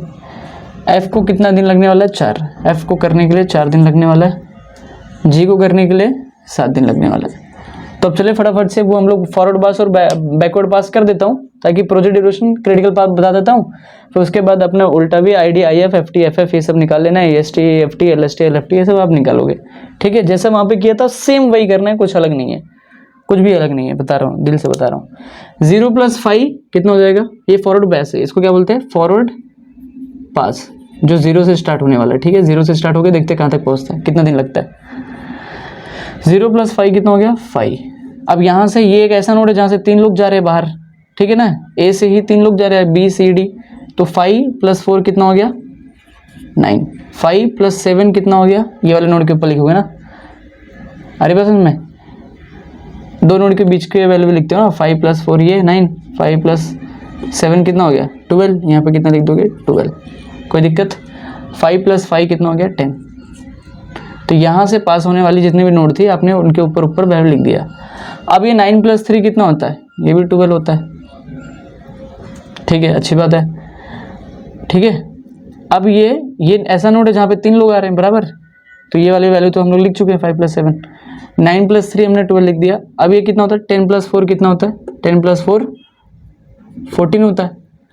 अब ये एक ऐसा नोड आ गया जहाँ पे कितनी वैल्यूज हैं 3 वैल्यूज आ गई हैं, तो अब ये 3 वैल्यू में मैक्सिमम वैल्यू लेके चलोगे। सबसे बड़ी नंबर कौन है, सबसे बड़ा कौन है 14। 14 + 7 कितना हो गया 21। ठीक है, तो मैं बोल सकता हूँ कि प्रोजेक्ट ड्यूरेशन मेरा कितना हो गया 21 डेज का हो गया। कितना हो गया, मतलब ये वाला जो प्रोजेक्ट है मेरा 21 दिन चलेगा, 21 दिन में खत्म हो जाएगा। बट क्रिटिकल पाथ को चेंज नहीं करना, क्रिटिकल पाथ को निकालते कौन सा है, अब बैकवर्ड पास करना पड़ेगा। तो ये 0 से कितना हो गया 21 दिन तक चला। अब बैकवर्ड पास करना है, 21 दिन से उल्टा करना है, अभी 0 तक जाना है। देखते इसी 21 को नीचे लिख लो। ठीक है, इसी 21 को क्या किया 21 को नीचे लिख लिया। अब माइनस करते जाना है बस, और क्या। 21 - 7 कितना हो जाएगा, यहाँ पे 14 आ जाएगा बराबर। ठीक है, 14 - 4। अब ये एक ऐसा नोड है जहाँ से 3 लोग वापस आ रहे थे ना, तो बेसिकली हम लोग को अब मुझे वापस जाना है, तो मैं क्या करूँगा 14 - 4 कितना हो जाएगा 10। ठीक है, 14 - 7 कितना हो जाएगा, यहाँ पे कितना हो जाएगा 21 आ जाएगा बराबर। 14 - 7 इतना। 14 - 3 कितना हो जाएगा बताओ, 14 - 3 11। ठीक है, अब 10 - 5।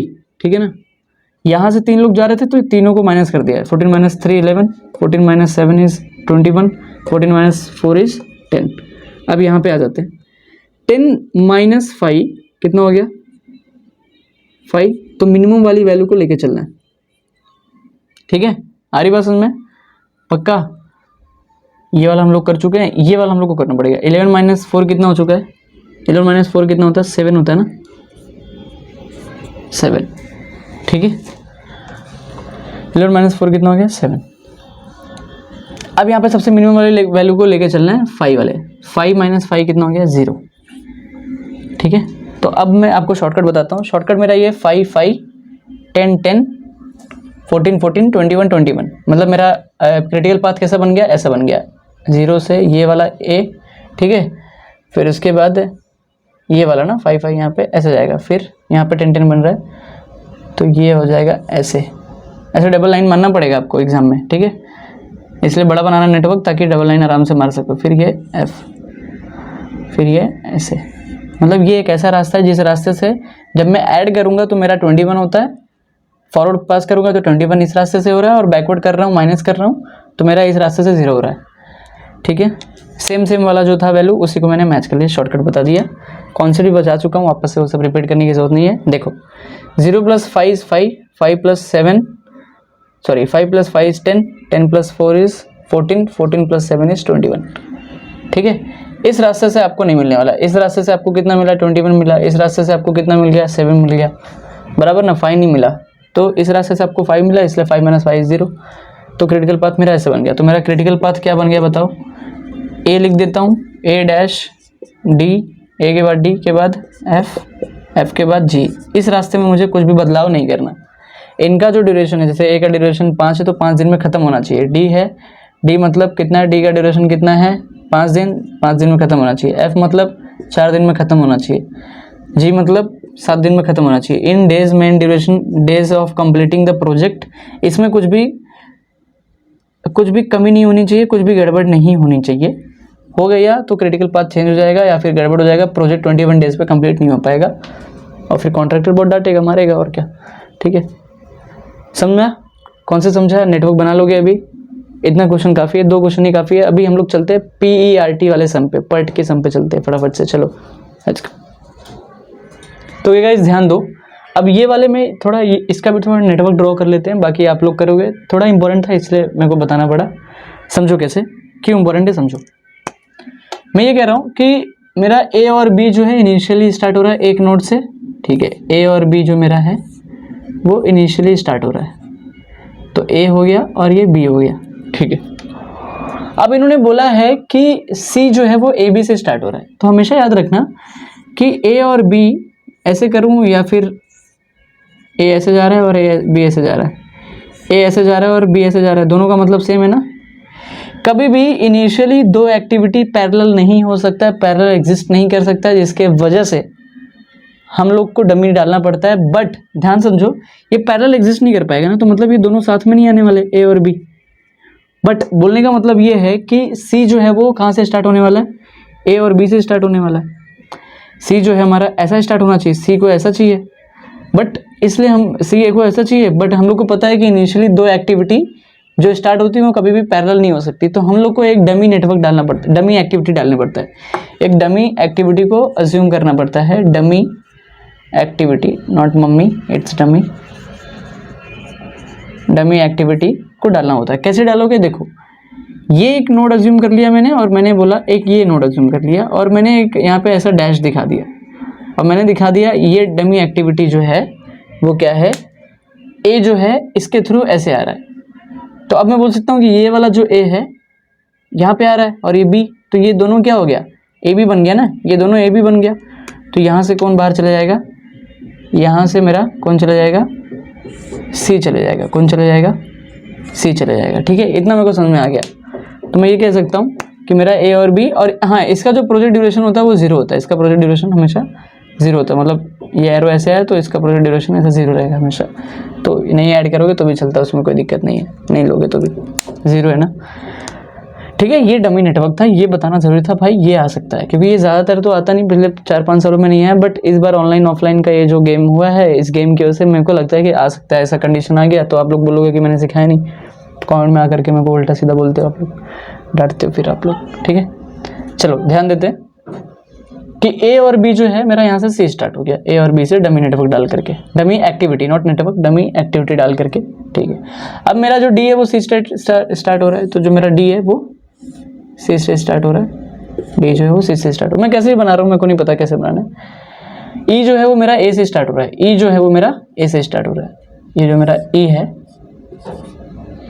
ई जो है वो मेरा ए से स्टार्ट हो रहा है। ठीक है, अब एफ जो है मेरा, ये जो एफ है, ये एफ भी मेरा कैसे स्टार्ट हो रहा है, ए और बी से स्टार्ट हो रहा है। तो ए और बी तो मेरा ये वाला है, तो यहाँ से मेरा एफ स्टार्ट हो रहा है ऐसे, एफ ऐसे स्टार्ट हो रहा है। अब डी और ई जो है वो मेरा कैसे स्टार्ट हो रहा है, डी और ई से मेरा कौन स्टार्ट हो रहा है, जी स्टार्ट हो रहा है। तो मैं इसको ऐसे कर सकता हूँ, ये मेरा डी है, ये मेरा ई है ना, डी और ई से, देखो डी और ई से कौन स्टार्ट होने वाला है, जी, मतलब मेरे को डी और ई को मिलाना पड़ेगा।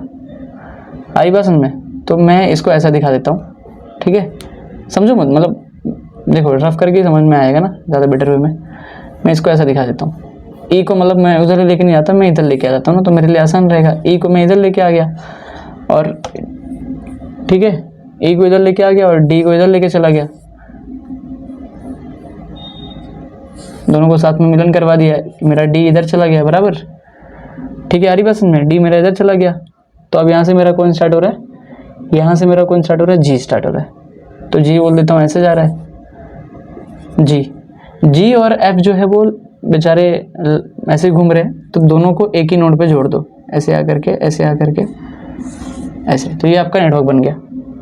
नेटवर्क में लाइन स्टेट होनी चाहिए, देखो ये लाइन स्टेट है, भले आप नेटवर्क कैसे ही बनाओ, उल्टा सीधा कैसे, अब आपने मान लो ऐसा डिज़ाइन अच्छा किया होता, आपने ऐसा कर दिया होता। चलो इस लाइन को हम लोग को थोड़ा अच्छा बेटर वे में दिखा देता हूँ, इसको ऐसे दिखा दो। 1-2 बार ड्रॉ करना पड़ा, बट आ गया ना मुझे, मेरे को मेरा कॉन्सेप्ट क्लियर है, मुझे आ गया। दैट इज़ वेरी इंपॉर्टेंट, आपको भी एग्जाम में ऐसे ही करना है। वही दे दो, नोड 1 2 3 4 5 6 दे दो। अब एक्टिविटी का वो नाम लिख दो, एक्टिविटी का क्या लिखोगे, एक्टिविटी का ड्यूरेशन लिख दो, दैट इज ये 12 हो गया। ठीक है, बी का एक्टिविटी कितना है, ये 9 हो गया, इनिशियली 0 से स्टार्ट होगा, इसका एक्टिविटी टाइम हमेशा 0 होगा, डमी है। ठीक है, सी का क्या है, सी का कितना है, सी का 8 है, डी का कितना है, डी का 10 है। एरो के नीचे देखो, एक्टिविटी एरो के ऊपर था और ये नीचे। ई का कितना है मेरा, ई का है मेरा ए बराबर, और उसके बाद एफ का कितना है मेरा, एफ का, एफ यहाँ पे ऊपर लिखते हैं ना, एफ ऊपर लिखना है, ये 7 है। जी का कितना है मेरा, 10 है। तो अब मैं उम्मीद कर सकता हूँ कि आप निकाल सकते हो, 0 + 2 0 + 12 = 12, 0 + 9 = 9 बराबर। डिफ्रेंशिएट नहीं हो रहा क्या, ब्लैक ले लेता हूँ मैं, ब्लैक ले लेता हूँ, ब्लैक। ये 9 हो गया, और यहाँ पे कितना हो गया, ये 12। 0 + 12 = 12, 0 + 9 = 9। 12 प्लस 0 कितना होता है बताओ, 12 प्लस 0 कितना हो जाएगा, यहाँ पे भी 12 आएगा बराबर, आ रही बात समझ में, ठीक है। मैक्सिमम वाले को लेके चलना है, इस तरीके से आगे बढ़ना है, ठीक है, समझा, ओके। अब ध्यान दो, ये मेरे को समझ में आ गया, 0 plus 2 12 is 12 and 0 plus 9 is 9, ठीक है। और ये 12 प्लस 0 कितना हो गया 12, नोड के ऊपर लिखा मैंने, ठीक है। मैक्सिमम वाले वैल्यू को लेके चलना है आगे। अब यहाँ से मेरे को कौन मिलता है, ये भी मिलता है बराबर, ई भी जा रहा है, एक्टिविटी ई, मैंने कुछ रॉन्ग लिख दिया, यहाँ पे ए नहीं होगा ना, ई का कितना था, ई का 14 था ना, यहाँ पे 14 हो जाएगा, आ रही बात समझ में, ठीक है। अब समझो ये जो 14 है, 12 और कितना हो गया, 12 12 24 2 कितना, ये 26 हो गया, ठीक है, समझा, ठीक है। ये यहाँ वाला कंप्लीट हो गया, 12 प्लस 14 26, ये इतना कंप्लीट हो गया। अब ये वाले नोट्स पे जाओ, मैक्सिमम वैल्यू को लेके चलना है, तो ये वाले नोट से कौन कौन जा रहा है, 12 प्लस 8 कितना हो जाएगा बताओ, 20 हो जाएगा, और 20 प्लस 10 कितना हो जाता है, 30 हो जाएगा, ठीक है। ये नोट से जो जो जा रहा था वहाँ तक पहुँचा दिया। अब 12, अब ये नोट से ये भी जा रहा है ना, तो 12 प्लस 7 कितना हो जाएगा 19, तो यहाँ पे 19 भी लिख दो। अब इसी नोट पे ये आ रहा है और ये भी आ रहा है, तो 30 प्लस 10 कितना हो जाएगा 40, तो मैं 40 इज मैक्सिमम मार्क कर दो, तो 40 is the my project duration मेरा कितना हो गया 40 दिन चलने वाला है, ये नेटवर्क 40 दिन चलने वाला है, ये काम प्रोजेक्ट जो है वो 40 दिन चलने वाला है। अब इसी 40 को यहाँ पे ले लो, उल्टा नीचे ले लो और बस माइनस करते जाओ, 40 माइनस 7 कितना होता है यहाँ पे 33 बराबर, ठीक है। 40 माइनस 10 कितना होता है 30 होता है, ठीक है। 30 माइनस 10 कितना होता है 20 होता है बराबर, ठीक है। 20 माइनस 8 कितना होता है, सॉरी 20 माइनस 8 इस 12 ना, राइट तो लिखा था मैंने, ठीक है। 40 माइनस 7 लिख दिया, 40 माइनस 10 लिख दिया, ठीक है। अब इन दोनों यहाँ से जो माइनस हो सकता था वो पॉसिबिलिटी को हमने लिख दी, अब यहाँ पे बच गया, तो 30 माइनस 10 ये 20 लिख दिया, ठीक है। यहाँ से अब 30 माइनस 14 भी करना पड़ेगा, 30 माइनस 14 कितना हो जाता है 16 हो जाएगा ना, हाँ 16 हो जाएगा बराबर। यहाँ से दो लोग जा रहे थे तो दोनों में माइनस कर दिया, 30 माइनस 10 20, 30 माइनस 14 16 बराबर, ठीक है। अब उसके बाद ये वाले नोड पे आ जाओ, तो 20 माइनस 8 यहाँ से एक ही जा रहा है, तो 20 माइनस 8 12 लिख दिया, ठीक है, चलेगा। तो ये वाला ओवरऑल कंप्लीट हो गया, इतना आ गया, ठीक है। मिनिमम वाले को लेके चलेंगे तो 12 माइनस 9 कितना होता है 7 होता है, ठीक है। 12 माइनस 9 कितना होता है 7 होता है, ठीक है। और क्या बच गया, 16 माइनस 12 कितना होता है, सॉरी 12 माइनस 9 7 कहाँ से होगा यार, कुछ भी बोल रहा हूँ मैं। 12 माइनस 9 कितना होता है 3 होता है ना यार, ठीक है, हाँ अभी राइट है। अब देखो 14 माइनस 12 कितना होता है, सॉरी 16 माइनस 12 कितना होता है 4 होता है, ठीक है। एक गड़बड़ हमने कर दी, 12 माइनस 0 इज, देखो उल्टा भी करना पड़ेगा ना, 12 माइनस 0 कितना होता है 12, तो यहाँ पे दो नोड आएगा, क्योंकि ये एक ऐसा नोड है जहाँ पे दो लोग जा रहे हैं, एक ये आ रहा है, एक ये आ रहा था, एक ये, तो यहाँ से 30 माइनस 14 इज 16, और 12 माइनस 0 इज 12, तो 12 मिनिमम है, तो 12 माइनस 12 कितना हो जाएगा 0 हो जाएगा, ठीक है, समझा, कन्फ्यूजन नहीं है, एक बार और रिवाइंड करके देख लेना समझ जाएगा। एक बार फिर से बोल देता हूँ, 40 माइनस, ये नोट से देखो एक बार समझ लो, ये नोट से दो लोग आ रहे थे ना, तो अभी मुझे वापस जाना है, तो दो लोग जा रहे हैं, मान लो ऐसा समझ लो कि दो लोग जा रहे हैं, तो 40 माइनस 7 इज 33, और 40 माइनस 10 इज 30 बराबर, ये दो लिख दिया, यहाँ पे 33 यहाँ पे 10, ये दो पॉसिबिलिटीज, 40 का काम खत्म। अब ये नोड पे और ये नोड पे आ जाओ, तो ये 30 माइनस 10 इज, यहाँ से कौन कौन जा रहा है, एक ये और एक ये, 30 माइनस 10 इज 20, 30 माइनस 14 इज 16, ठीक है। अब ये नोड से जाने वाला कौन है, एक ही है, सी है, तो 20 माइनस 8 इज 12, ठीक है, चलेगा। तो ये वाले नोड का हमने सबका कंप्लीट कर दिया। अब हम लोग ये और ये वाले नोड पे आते हैं, तो मैंने देखा कि ये नोड से ये वाले नोड पे ये भी तो जा रहा है, तो 12 माइनस 0 इज 12 लिख दिया, 12 माइनस 9 इज 3 लिख दिया बराबर। मिनिमम वाली वैल्यू को लेके चलना, ऊपर मैक्सिमम नीचे मिनिमम, ऊपर मैक्सिमम नीचे मिनिमम, तो मिनिमम वैल्यू क्या रही थी कि 12 माइनस 12 इज 0, सिंपल, कोई दिक्कत नहीं, ठीक है।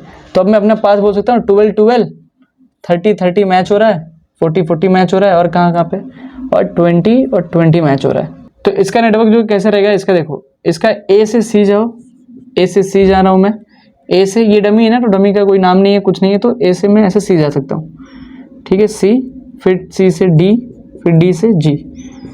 तो this is my critical path, ये मेरा क्रिटिकल पाथ हो जाएगा ऐसे, ए से सी, ठीक है, ए से सी मतलब इस तरीके से, इसको नहीं लेंगे हम लोग, ऐसे लेंगे, फिर डी और फिर जी, इस तरीके से। तो this is my critical path, क्योंकि यही वो रास्ता है जिस रास्ते से आप यहाँ से ऐसे ऐड करते जाओगे, 0 + 12 12, 12 + 0 इज 12, ठीक है, 12 + 8 इज 20, 20 + 10 इज 30, 30 + 10 इज 40। यही वो रास्ता जिसके रास्ते की वजह से आपको 40 मिला, और यही वो रास्ता जिसकी वजह से आपको 40 माइनस, देखो 40 - 10 is 30, 30 - 10 is 20, 20 - 8 is 12, 12 - 0 is 12, 12 - 12 is 0। तो यही वो रास्ता है जिसकी वजह से आपको 0 भी मिल रहा है, यही वो रास्ता है जिसकी वजह से आपको 40 भी मिल रहा है, फॉरवर्ड में 40, बैकवर्ड में 0। तो ये आपका क्रिटिकल पाथ हो गया। कॉन्सेप्ट ये था, ACDG, ठीक है ना, ACDG। आगे चले, चलो लेट्स गो। तो क्या गाइस हम तो क्या गाइस समझो PERT को, that is project evaluation and review technique. Project evaluation and review technique क्या होता है, इसे थोड़ा सब्जेक्ट से थोड़ा पता लग रहा होगा इसके फुल फॉर्म से, कि प्रोजेक्ट को इवैल्यूएट किया जाएगा, इवैल्यूएशन की जो टेक्निक्स होती है, रिव्यू टेक्निक्स होती है, ये PRT हम लोग को बताता है। ये डेवलप किया गया था यूएस नेवी ने डेवलप किया था, किस लिए, for planning the control of Polaris missiles program. US navy ने इसको कंडक्ट किया था, मैं बोल सकता हूँ इसको डेवलप किया था, किस लिए, पोलैरिस मिसाइल्स के प्रोग्राम्स को कंट्रोल करने के लिए।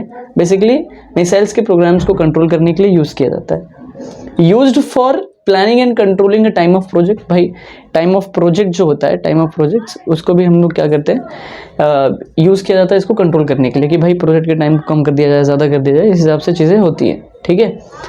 Complete programme in the shortest possible time, जितना ज़्यादा पॉसिबल, मैक्सिमम पॉसिबल टाइम, मतलब मान लो एक प्रोजेक्ट है, मान लो 10 दिन लगेगा वहाँ पे काम करने में, मतलब उस प्रोजेक्ट को इनिशियली लेकर के कंप्लीट करने में 10 दिन लगेगा मान लो, बट मेरे को पता है कि अच्छा ये 0 से 10 दिन तक मैं कितने लेवल में कर रहा था, मान लो मैंने मान लिया कि मैं 100 लेबर का यूज़ करके मैं उस प्रोजेक्ट को 10 दिन में कंप्लीट कर रहा था।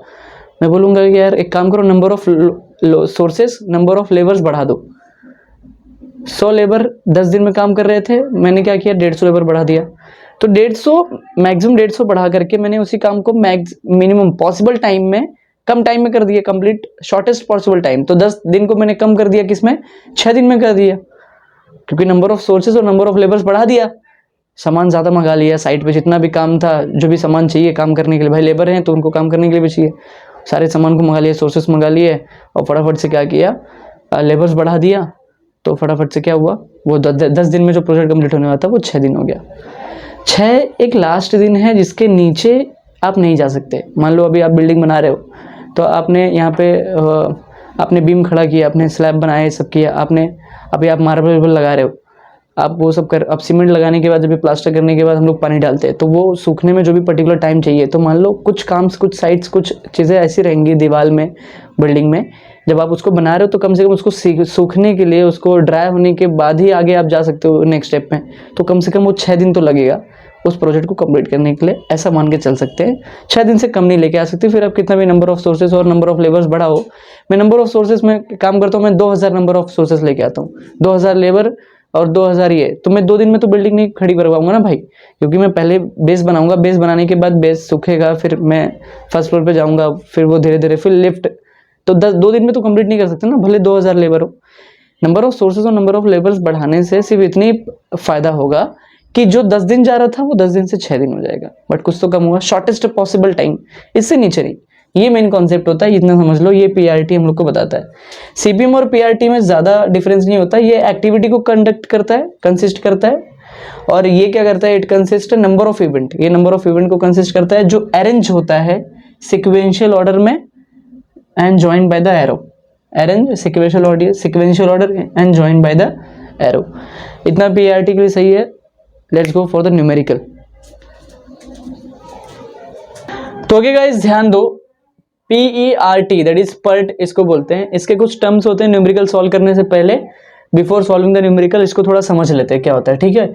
मैं TO जहां पे लिखूंगा उसको बोलते हैं optimistic time, TM that is most likely time, TP मतलब अरे इसको क्या बोलते हैं यार, मैं बोल नहीं पाता हूँ इसको। TP मतलब पेसिमिस्टिक टाइम, ठीक है, पेसिमिस्टिक टाइम, और ये क्या हो जाएगा, टी क्या हो जाएगा, expected mean time, sigma T standard deviation, sigma T का होल स्क्वायर ले लिया तो वेरिएंस मिल जाता है। आपको तो पता है कि जब भी स्टैंडर्ड डेविएशन मिलता है तो उसका होल स्क्वायर ले लो, आपको वेरिएंस मिल जाता है, बराबर। आपको इतना तो पता है। z मतलब प्रोबेबिलिटी फैक्टर होता है, इसको हम लोग बोलते हैं एप्सिलॉन बोलते हैं या फिर एप्सिलॉन बोल दो, जैसे हम लोग इलेक्ट्रोस्टैटिक में यूज करते थे 12th के टाइम पे, आप एप्सिलॉन एप्सिलॉन करके यूज करते थे, तो एप्सिलॉन वहाँ पे अलग था, यहाँ पे अलग थोड़ा सिंबल है, देख लो, इसको यूज बोलेंगे। टीएस मतलब होता है शेड्यूल टाइम, और TE is equal to PD, PD मतलब प्रोजेक्ट ड्यूरेशन, जो अब अगर आपने प्रोजेक्ट ड्यूरेशन निकाली है तो उसी को हम लोग टीई बोलते हैं, ठीक है, समझेगा। अब इन सारे टर्म्स को रिलेट करके एक फॉर्मूला है, फॉर्मूला ये है, पहला कुछ 5 फॉर्मूला याद रख लो, नहीं याद रखोगे चलेगा, कोई दिक्कत नहीं, न्यूमेरिकल जब सॉल्व करेंगे तो फटाफट से आपको अपने आप याद हो जाएगा, कोई दिक्कत नहीं। फिर भी आपको फॉर्मूला लिख के तो लेना है दोस्त, हर एक चीज़ नोट्स बना के लो, जैसा मैंने लिखा है सब कुछ वैसे लिखते जा रहे हो, सब कुछ आ जाएगा। सच बता रहा हूँ, आपने कभी सीएम नहीं उठाया रहेगा सीएम का बुक, पर आज आप सीएम क्रैक कर दोगे, कल जाकर के सीएम में फोड़ दोगे, सच बता रहा हूँ। T is equal to T O plus 4tm plus TP upon 6, पहला formula. T is equal to मतलब क्या होता है, टी एक्सपेक्टेड मीन टाइम, कैसे निकलता है, टी ओ प्लस 4tm ले लो plus TP upon 6। Sigma T क्या होता है, TP minus T O upon 6 TP, ठीक है, नहीं बोलूंगा मैं उसको, पेसिमिस्टिक टाइम, ठीक है। सिग्मा टी का होल स्क्वायर क्या होता है, टीपी माइनस टी ओ का होल स्क्वायर अपॉन 6 का होल स्क्वायर, मतलब इसी का होल स्क्वायर ले लिया ना, बेसिकली मैंने इसी को स्क्वायरिंग कर दिया ऑन बोथ साइड, तो मेरे को क्या मिल जाएगा, वेरिएंस मिल जाएगा, इसी को हम लोग वेरिएंस बोलते हैं, सिग्मा टी को होल स्क्वायर को हम लोग क्या बोलते हैं, वेरिएंस बोलते हैं, ठीक है। आप समझो, ये होता है मेरा z, मतलब मेरा, मैंने बताया कि मेरा प्रोबेबिलिटी फैक्टर होता है z is equal to T S minus T upon epsilon, T S हमने बता दिया आपको, सब कुछ लिख लेना है आपको। एप्सिलॉन कैसे निकलता है, सिग्मा टी का होल स्क्वायर की जो वैल्यू रहेगी ना, उस वैल्यू को यहाँ पे लो रूट में डाल दो, उस वैल्यू को रूट के अंदर डाल दो, रूट निकालो कैलसी से, फटाक से एप्सिलॉन का वैल्यू मिल जाएगा। हम लोग करेंगे, बताऊंगा मैं, तरीका होता है, डायरेक्ट ऐसे नहीं कर सकते, मैं बताऊंगा। चलो फटाफट से सम सॉल्व कर लेते हैं, एक सम से आपको सब कुछ आ जाएगा, टेंशन मत लो। ओके गाइस, ध्यान दो, अभी क्वेश्चन में क्या क्या दिया रहेगा ये समझो। अभी देखो, ये मैंने ब्लैक वाली लाइन बनाई है, इस ब्लैक के लाइन के पहले ये वाला डेटा आपको गिवन रहता है, आपको एक्टिविटी गिवन रहेगा, आपको प्रेसीडिंग एक्टिविटी, टीओ की वैल्यू दी रहेगी, टीएम की वैल्यू दी रहेगी, टीपी की वैल्यू, आपको ये 3 चीजें आपको गिवन रहेंगी क्वेश्चन में, ये 4 चीजें टोटल, कितना हो गया, सॉरी 5 हो गया ना, 5, एक्टिविटी, प्रेसीडिंग और टीओ, टीएम, टीपी, ये 3 चीज वैल्यू आपको गिवन है। 3 वैल्यू आपको 3 कॉलम अलग से बनाना पड़ेगा, कौन सा बनाना पड़ेगा, टीई, सिग्मा टी का होल स्क्वायर, बहुत इजी है भाई, कुछ करना ही नहीं है। सीक्वेंस में रखना, कभी कभी ये सीक्वेंस क्वेश्चन में जानबूझ के रॉन्ग, मतलब यहाँ वहाँ प्रिंट कर देंगे, बट आप क्या करना है, आपको सोल्यूशन में लिखना है, ये मेरा पूरा सोल्यूशन है, मतलब मैं आपको बता रहा हूँ कि इसके पहले ये क्वेश्चन है, बट जब मैं सोल्यूशन अगर लिखता तो मैं ये पहले बनाऊंगा, फिर उसके बाजू में एक टेबल को ऐड करूंगा, सोल्यूशन में मैं पूरा करूंगा, ये बात याद रखना। सिर्फ इतना बना के चले जाना नहीं, रॉन्ग हो जाएगा भाई, कम मार्क्स देंगे, काट देंगे, और क्यों, ऐसा क्यों करना, ठीक है ना, बना लेना।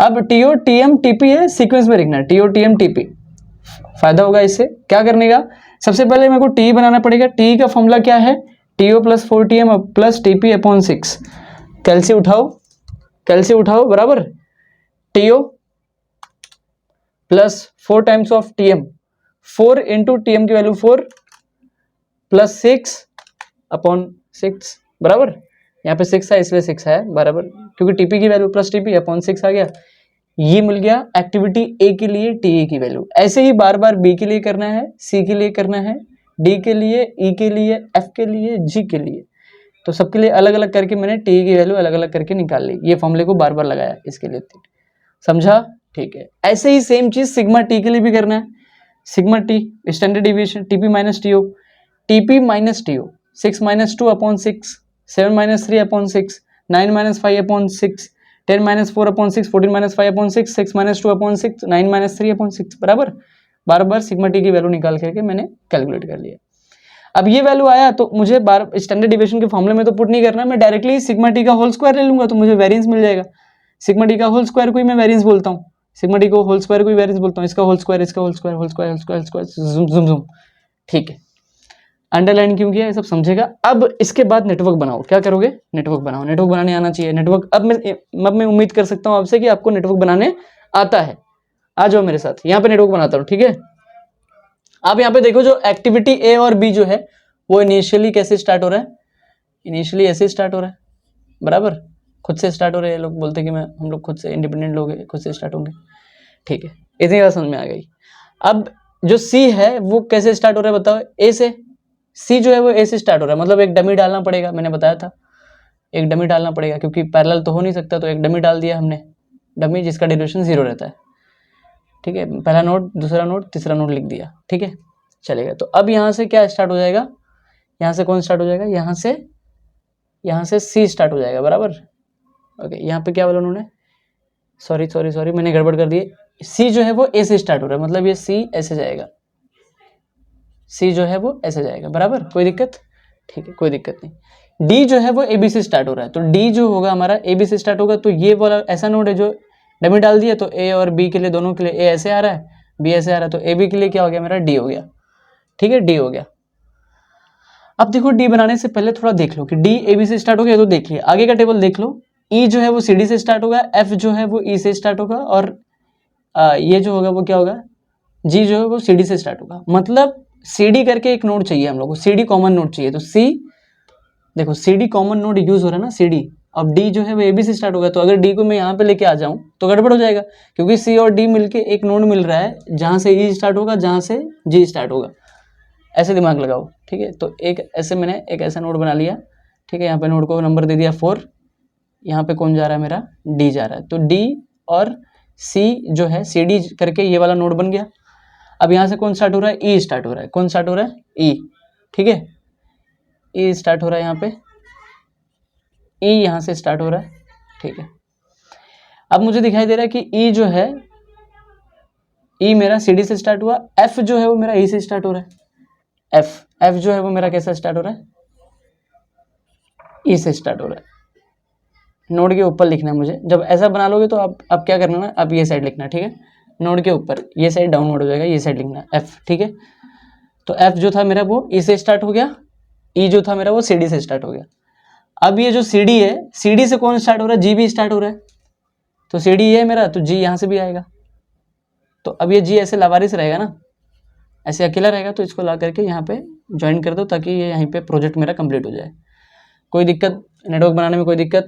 किसी ने इसको ऐसे बना दिया तो भी चलेगा, मैंने ऐसे कर दिया तो भी चलेगा, कोई दिक्कत नहीं। ठीक है, अब दूसरे पेन से लिखता हूँ। अब यहाँ पे प्रोजेक्ट ड्यूरेशन क्या लिखोगे, क्योंकि नेटवर्क बनाने के बाद हमारा दूसरा काम क्या था, प्रोजेक्ट ड्यूरेशन लिखना। अब बताता हूँ कमाल की बात, प्रोजेक्ट ड्यूरेशन में इसका टाइम लिखोगे, क्या लिखोगे, टी की वैल्यू जो होती है वो मैं क्या लिखूंगा, मैं आई थिंक मैंने थोड़ा सा उल्टा बोल दिया है। हम लोग वहाँ पे जो एक्टिविटी होता था सीपीएम में, एक्टिविटी के नीचे उसका ड्यूरेशन लिखते थे ना, एक्टिविटी ड्यूरेशन। यहाँ पे कौन सा ड्यूरेशन है, ये इसको बोलते हैं expected mean value time, expected mean time, expected duration. तो इस प्रोजेक्ट को कंप्लीट करने के लिए कम से कम इतना टाइम लगेगा, ये बोलने का मतलब है। ठीक है, तो ये हम लोग को, ये टीई की वैल्यू हम लोग को यहाँ पे लिखना है, ये चेंज है। पहला चेंज समझ में आ गया, ये तीनों फाइंड आउट कर लिया, फिर टीई की वैल्यू यहाँ पे लिखना है। ए के लिए टीई की वैल्यू 4 है, मार्कर लीक कर रहा है यार। ठीक है, टी की वैल्यू अभी बी के लिए कितना है, 5 है। ठीक है, सी के लिए कितना है, 7 है। ठीक है, डी के लिए कितना है मेरा, 7 है। ठीक है, ई के लिए मेरा कितना है बताओ, ई के लिए कितना है, 9 है, ई के लिए 9 है। एफ के लिए कितना है मेरा, 4 है। एरो के नीचे लिख रहा हूँ, देखो जी वो सब सेम है, जो जैसा किया था वही सब सेम है, करना पड़ेगा। जी के लिए कितना है, 6 है। तो बस अभी फाइंड आउट कर लोगे। तो ये ध्यान दो कि टी की वैल्यू हम लोग को यहाँ पे डाल देनी है। गड़बड़ सी एक हुई है कि टी की वैल्यू ई के लिए जो है 9.16 है, मुझे रॉन्ग लग रहा था इसलिए मैंने चेक किया, 9.16 है, और यहाँ पे हमने 9.16, क्योंकि आप कैलसी से अगर आपने कैलकुलेट किया होता, अगर यहाँ पे 9 लिखा होता गलती से, तो आप मेरे को डांटते, तो मेरे को डर लगता है आप लोगों से, तो बेसिकली मैं रॉन्ग नहीं कर सकता ना कुछ भी, ऐसा है। आ रही बात समझ में? ये 4 है मेरा, ये 4 था, ये मेरा 4 है। अभी वही काम करना है, 0, ये 0 से स्टार्ट हुआ था, 0 + 4 कितना हो जाएगा, 4, 4 + 0 कितना हो जाएगा, 4, 0 + 5 कितना हो जाएगा, 5। नोड के ऊपर लिख रहा हूँ, फॉरवर्ड पास इसको बोलते हैं, तो 5 वाले को लेके चलूंगा। 5 + 7 कितना होता है, 12 होता है। ठीक है, 4 + 7 कितना होता है, 11, तो 12 वाले को लेके चलूंगा मैक्सिमम। 12 + 9.6 कितना होता है, 21.16 हो जाएगा, बराबर। ठीक है, मैक्सिमम वाले को लेके चला। 12 + 6 कितना होता है, अच्छा ये नोड को 5 बोल दो, ये नोड को 5 बोल दो, इस वाले नोड को 6 बोल दो। पहले ये बना था ना, और फिर ये आया था 6, तो 12 + 6 कितना हो गया मेरा, 12 प्लस 6 इज 18, 12 प्लस 9.6 91.6 हो गया, 12 प्लस ये एरो इस साइड आ रहा है ना, तो फॉरवर्ड में हम लोग को आगे जाना है, तो मेरा एंडिंग वाला लास्ट वाला नोड ये है, तो 12 प्लस 6 कितना हो जाएगा 18, ठीक है, यहाँ पे लिख देता हूँ 18, ये मार्कर नहीं चल रहा है, दूसरा लेते हैं, रेड ले लेता हूँ, यहाँ पे कितना चल रहा है 18, कॉमा, अब ये वाले नोड से f इधर आ रहा है ना भाई, तो मेरे को 18 प्लस 4 थोड़ी ना करना है, ये मैंने रॉन्ग बोल दिया था, ठीक है, तो 21 प्लस 4 कितना हो जाएगा मेरा 25.16, तो मैक्सिमम वैल्यू कितनी आ गई 25.16, इसी को नीचे लिख लो 25.16, तो मेरा प्रोजेक्ट ड्यूरेशन में लिख सकता हूँ कि project duration is equal to TE, TE को मैं प्रोजेक्ट ड्यूरेशन बोलता हूँ, उसी को मैं कितना बोलूँगा 25.16, कितना days, in terms of days था तो डेज लिख दिया, कोई दिक्कत। तो गाइस ध्यान दो, अब यहाँ पर आपको ये सारी चीजें समझ में आ गई कि क्या से करना है, आपने फॉरवर्ड बैच किया, हम लोग को पता लग गया कि यहाँ पे प्रोजेक्ट ड्यूरेशन क्या होने वाला है 25.16 डेज होने वाले, ये चीज पता लगने के बाद हम लोग को अब बैकवर्ड पास करना है, क्यों, क्योंकि क्रिटिकल पाथ निकालना होता है, आपको तो पता ही है बराबर, तो 25.16 माइनस 6 करोगे यहाँ पर, क्योंकि मेरा ये फाइनल प्रोजेक्ट ड्यूरेशन मुझे यहाँ पे मिला बराबर, 25.16 माइनस 6 करोगे तो कितना आ जाएगा बताओ 19.16 आ जाएगा, यस और नो, और यहाँ पे जाओगे, ये जब आप रिवर्स जा रहे हो, जब बैकवर्ड जा रहे हो, तो यहाँ पे दो एक्टिविटीज आ रही थी ना, तो जब यहाँ पे गए तो आपने 25.16 माइनस 4 किया तो 21.16 आ गया बराबर, और 21.16 माइनस 9.6 किया तो कितना आ गया 12 आ गया, तो मिनिमम वाली वैल्यू को लेके चलेंगे, मिनिमम वाली वैल्यू, अब ये जो 12 है 12 माइनस 7 कितना आ जाएगा 5 आ जाएगा यहाँ पर बराबर, 12 माइनस 7 कितना आ जाएगा 5, और 5 माइनस 5 कितना 0, ये चीज़ मैं सिखा चुका हूँ आपको, उल्टा भी, और यहाँ पे जो 12 है 12 माइनस 7 कितना हो जाएगा बताओ, ये जो 12 है ये 12 माइनस 7, 12 माइनस 7 यहाँ पे हो जाएगा 5, और 5 माइनस 4 कितना हो जाएगा यहाँ पे 1, तो अगर आप देखोगे, अगर इस 12 से आपको ये बात समझ में आ गई कि 25.16 माइनस 6 किया तो कितना आ जा रहा है 19.16, आपने 25.16 किया माइनस 4 21.16 माइनस 9.16 दैट इज कितना 12 आ गया बराबर, यस और नो, हाँ, आपका 12 आने के बाद जैसे ही 12 आया, आपने 12 से दो तरीके हैं आपके पास, अब दो रास्ते हैं, यहाँ तक तो आपको 12 आ गया मिनिमम वैल्यू बराबर, 12 मैच हो रहा है, और जैसे 12 मैच हुआ, मैंने शॉर्टकट भी बता ही दिया आपको कि जो, ठीक है, 12 माइनस 7 करोगे, ठीक है, मैं शॉर्टकट बाद में रिपीट कर दूंगा, उसमें कोई दिक्कत नहीं है, 12 माइनस 7 करोगे तो कितना 5, और 12 माइनस 7 यहाँ पे 5 आ गया, ये 5 माइनस 5 0 आ रहा है, वही तो चाहिए अपने को, यस और नो, और यहाँ पे 5 माइनस 4 यहाँ पे 1 आ रहा है, तो आपको एक बात समझ में आ रही होगी बहुत ही बेहतरीन तरीके से कि हमारा क्रिटिकल पाथ क्या होने वाला है, क्रिटिकल पाथ हमारा ऐसे जाने वाला है, ऐसे जाएगा, फिर ऐसे जाएगा, फिर ऐसे जाएगा, यहाँ पे डबल लाइन मार रहा हूँ बराबर मैं, और फिर ऐसे जाने वाला है, तो क्रिटिकल पाथ का नाम लिख सकते हो, क्रिटिकल पाथ का नाम क्या होता है बताओ, BDEF,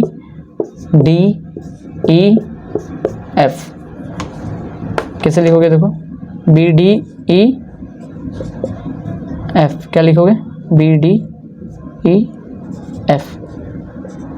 BDEF लिखोगे, ठीक है, क्रिटिकल पाथ का जो नाम है वो क्या है BDEF लिखोगे। शॉर्टकट बता देता हूँ, जैसे शॉर्टकट हमने बताया पहले भी, नोड की जो जो वैल्यूज मैच हो रही हैं, जहाँ जहाँ वैल्यू मैच हो रही है, यहाँ मैच हो रही है, यहाँ तक, इसके बाद मैच नहीं होने वाली बराबर, इसके बाद यहाँ पे मैच हो रही है, यहाँ पे मैच हुई क्या नहीं, तो यहाँ पे नहीं हुई तो यहाँ पे मत जाओ, यहाँ पे मैच हुई 5 5, फिर इस 5 की वजह से यहाँ पे 0 आ गया 0 0, तो BDEF से मैं जब जाऊँगा तो मेरा क्रिटिकल पाथ ये आ जाएगा।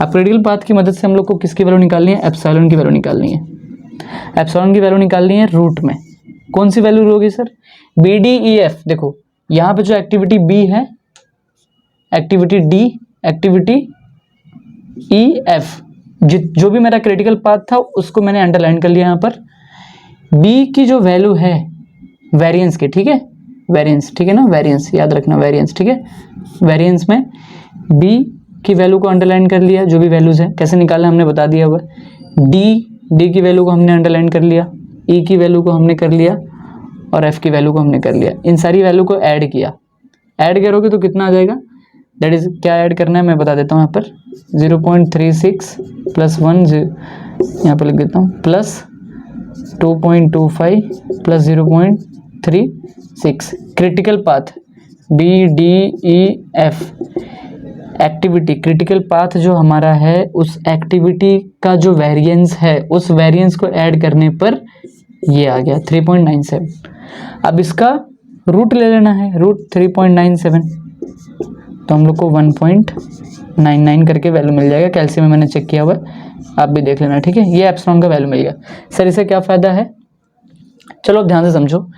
PERT के सम में मैंने आपको PERT के सम में मैंने क्या किया, डायरेक्टली हमने सम लिया। सम लेकर के मैंने आपको ये बोला कि सबसे पहले क्या करो, सिर्फ और सिर्फ क्या क्या फाइंड आउट करना है, कैसे फॉर्मूले का यूज होगा, मैंने ये सिखाया। TE का formula that is expected mean time बराबर, TE का फॉर्मूला हमने देख लिया, सिग्मा T देख लिया हमने, फिर हमने क्रिटिकल पाथ और प्रोजेक्ट ड्यूरेशन का TE की वैल्यू बराबर शेड्यूल टाइम जो भी है अभी आगे जाकर के हम लोग को पता लगेगा।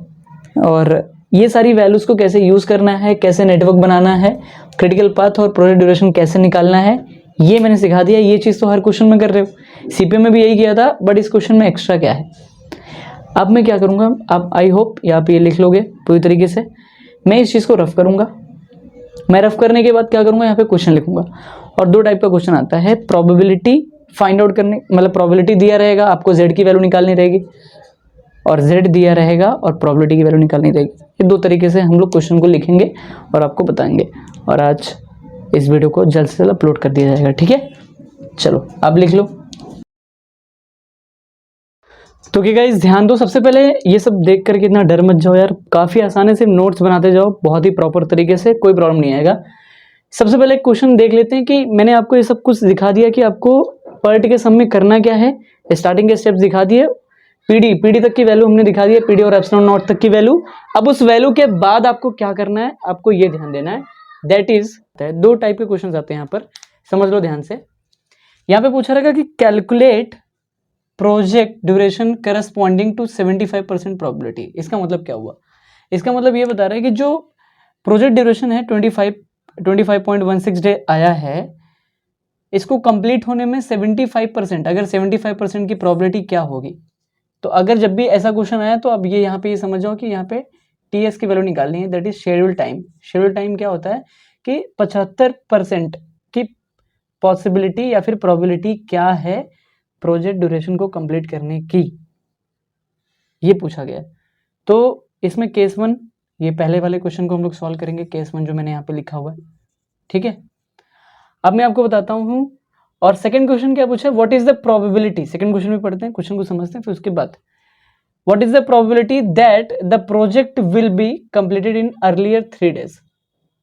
क्या प्रोबेबिलिटी है, क्या पॉसिबिलिटी है कि प्रोजेक्ट को हम 3 दिन पहले कंप्लीट कर सकते हैं, उसकी प्रोबेबिलिटी क्या है, क्या प्रोबेबिलिटी है। Then expected time, expected time मतलब कि ये होता है अपना एक्सपेक्टेड टाइम, ये होता है एक्सपेक्टेड टाइम PD। तो इस टाइम से मतलब 25 दिन लग रहा है, 25.16 जो भी है, ठीक है, 25 दिन 16 घंटे ऐसा कुछ पकड़ सकते हैं हम लोग, ऐसा नॉट फिक्स, मतलब 25.16 लेके चलते हैं, ठीक है। तो मान लो 25.16 जो डेज लग रहा है, 3 दिन पहले खत्म करने की क्या प्रोबेबिलिटी है, सिर्फ इतना पूछा हुआ है। कितने परसेंट चांसेस हैं कि 3 दिन पहले प्रोजेक्ट खत्म हो सकता है। अब बोलते हो ना कि ये काम जो है, ये टॉपिक जो है, इतने चैप्टर्स में एक दिन में पढ़ लूंगा, या फिर फॉर एग्जांपल मानते कि 1 महीने का क्रैश कोर्स कर रहे हो तुम किसी पर्टिकुलर सब्जेक्ट के लिए, तो जिस क्लासेस में आपने उस कोर्स को ज्वाइन किया, वो क्लासेस वाले आपको 2 बातें बताते हैं।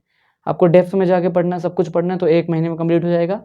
आपको थोड़ा सा फास्ट जाना है, क्रैश कोर्स वाइज थोड़ा सा जाना है, उतना डेप्थ में नहीं जाना, सिर्फ क्वेश्चन वाइज काम करना है, तो बोलेंगे इसकी प्रोबेबिलिटी है कि 30 दिन की जगह पे 25 दिन में कंप्लीट कर देंगे। तो आप समझ पा रहे हो, 3 दिन पहले, 5 दिन पहले कंप्लीट करने की क्या पॉसिबिलिटी है, कितने परसेंट चांसेस हैं, ये बताया हुआ। अगर पोर्शन को फास्ट लेंगे तो मान लो 10%, अगर पोर्शन छोड़ दिया 10 से 15%, जो फास्ट सिखाने के चक्कर में सिर्फ मेन टॉपिक सिखाया, तो 25 दिन में हो जाएगा। तो 10% आपका प्रोबेबिलिटी बन गया ना भाई। इस तरीके से निकालना है। आई होप आपको समझा। ये 2 क्वेश्चन समझ में आ गया। यहाँ पे TS की वैल्यू निकालनी रहेगी और यहाँ पे किसकी वैल्यू निकालनी रहेगी आपको, P, प्रोबेबिलिटी मतलब P परसेंटेज, ठीक है। ये 2 टॉपिक, ये 2 चीज़ें पूछते हैं, और ये चीज़ें जानने के लिए आपको क्वेश्चन वो गिवन रहेगा, सब कुछ करके आपको पीडी और T, PD equal to T ये और एप्सिलॉन की वैल्यू निकालना है, यहाँ तक पहुँचना है। आई होप आपने नोट्स अच्छे से बना रहे हो, चीज़ें लिंक में चल रही हैं, नेटवर्क को आपको बनाने आ गया है नेटवर्क। आपको ऐसे क्वेश्चन में एक टेबल गिवन रहेगा 100%, ये टेबल गिवन रहना चाहिए, इस टेबल के बिना काम नहीं चलेगा।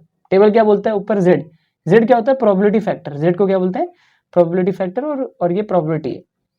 यहाँ पर जीरो देखो, जीरो से -1 -2 -3 लेफ्ट साइड में, +1 +2 +3 3.0 या फिर 3.0 राइट साइड में। -3 के लिए प्रोबेबिलिटी की वैल्यू दी है 0.13, -2 के लिए 2.28, -1 के लिए 15.87। ये टेबल को बना लेना, वेरी इंपॉर्टेंट। केस 1 मतलब हम लोग पहले सम को सॉल्व करने वाले, पीडी करस्पॉन्डिंग ए, टीएस की वैल्यू निकालनी है। तो उसके लिए अगर आप ध्यान दोगे तो 75% की प्रोबेबिलिटी पे चीज़ें पूछी हुई हैं। तो अब इस टेबल में आपको जाना पड़ेगा, प्रोबेबिलिटी मतलब 75%, यहाँ पे आपको पी परसेंट की वैल्यू दी गई है। मतलब इस क्वेश्चन में आप ऐसा बोल सकते हो कि इस चीज़ को देख करके बोल सकते हो कि पी परसेंट की वैल्यू आपको कितना दिया गया है, कितना दिया गया है, 75%। आप जा करके 75% इस टेबल में ढूंढो, आपको तो नहीं मिल रहा, आपको तो मिल ही नहीं रहा। तो आप देखोगे कि 50% ये दिया हुआ है, 50% के लिए प्रोबेबिलिटी फैक्टर 0 दिया हुआ है, और फिर उसके बाद सीधा 50% के बाद ना, परसेंटेज के टर्म में ना ये वैल्यू, तो 50% के बाद सीधा 84.13, तो बीच की वैल्यू क्या है, 75 है ना, बीच की वैल्यू 75। तो क्या करना पड़ेगा, इंटरपोलेशन। तो मैंने क्या किया, 50 के लिए 0, 50 के लिए 0 ये वैल्यू लिख दी, इसी वैल्यू को ऐसे लिखा हुआ है, ठीक है, 50 के लिए 0, फिर 84.13 के लिए 1, 84.13 के लिए 1 निकालना, किसके लिए, 75 के लिए। तो 75 के लिए x की वैल्यू, ये x की वैल्यू कौन सी रहेगी, ये x is equal to Z होने वाला है, याद रखना, क्योंकि आप 50 के लिए 0, 84.13 के लिए 1, तो आप इसके लिए निकालने वाले हो ना z की वैल्यू 75। अगर यहाँ पे 75 होता तो z की वैल्यू क्या होती है, ये निकालने वाले। तो इंटरपोलेशन कैसे करते हैं आपको पता है, क्या करेंगे, देखो मैं नहीं पता तो मैं सिखा देता हूँ, बहुत ईजी है। लेफ्ट साइड से जाओ, सॉरी राइट साइड से जाओ, देखो 1.0 माइनस ये नीचे वाली वैल्यू को माइनस करो ऊपर में, बट क्या करोगे, न्यूमरेटर में लिखोगे, तो 1.0 माइनस 0 अपॉन, यही सेम चीज़ यहाँ पे भी करो, 84.13 माइनस 50, 84.13 माइनस 50, ये कर लिया। उसके बाद क्या करना है, 75 माइनस 50 इंटू में, हाँ इसके इंटू में, इन दोनों के इंटू में 75 माइनस 50, और फिर आप यहाँ से वैल्यूज़ को देखो, यहाँ से वैल्यू को देखोगे क्या है, बताओ वैल्यू क्या है, ये वैल्यू, इस वैल्यू को आप देखो, ये लिखने के बाद इस वैल्यू को देखो कि क्या ये वैल्यू बढ़ रही है। अगर ये वैल्यू बढ़ रही है तो क्या करोगे, यहाँ पे लिखोगे वैल्यू बढ़ रही है तो प्लस लिख दो, और इस वाली वैल्यू को लिख दो 0। इसको कैलकुलेट करोगे तो z की वैल्यू कितनी आ जाएगी, 0.73। z की वैल्यू कितनी आ जाएगी, x की वैल्यू 0.73, तो z की वैल्यू कितनी आ जाएगी, 0.73। इतना हो गया, ओके। तो अब इसको कैलकुलेट करोगे तो क्या आ जाएगा, z की वैल्यू 0.73। ये वैल्यू आने के बाद ये फॉर्मूला आपको पता होना, z equal to T S minus T upon epsilon not. इसकी वैल्यू पुट करोगे तो क्या आ जाएगा, बताओ। टी एस की वैल्यू आपको निकालनी है, टी एस को एज इट इज रखो, माइनस टी ई की वैल्यू आपको पता है 25.16 अपॉन में एप्सिलॉन नॉट की वैल्यू है 1.99, और आपने किसकी वैल्यू निकाल ली, z की वैल्यू निकाल ली, किसके लिए, 75% के लिए, 75% के लिए आपने z की वैल्यू निकाल ली, ठीक है। तो टी एस की वैल्यू 75% के अकॉर्डिंगली आपको मिल जाएगा। तो यहाँ पे लिख दो कितना, 0.73। इसको कैलकुलेट करोगे तो टी एस की वैल्यू कितनी मिल जाएगी, 26.67 डेज, 26.67 डेज। आ रही बात समझ में, सिंपल है।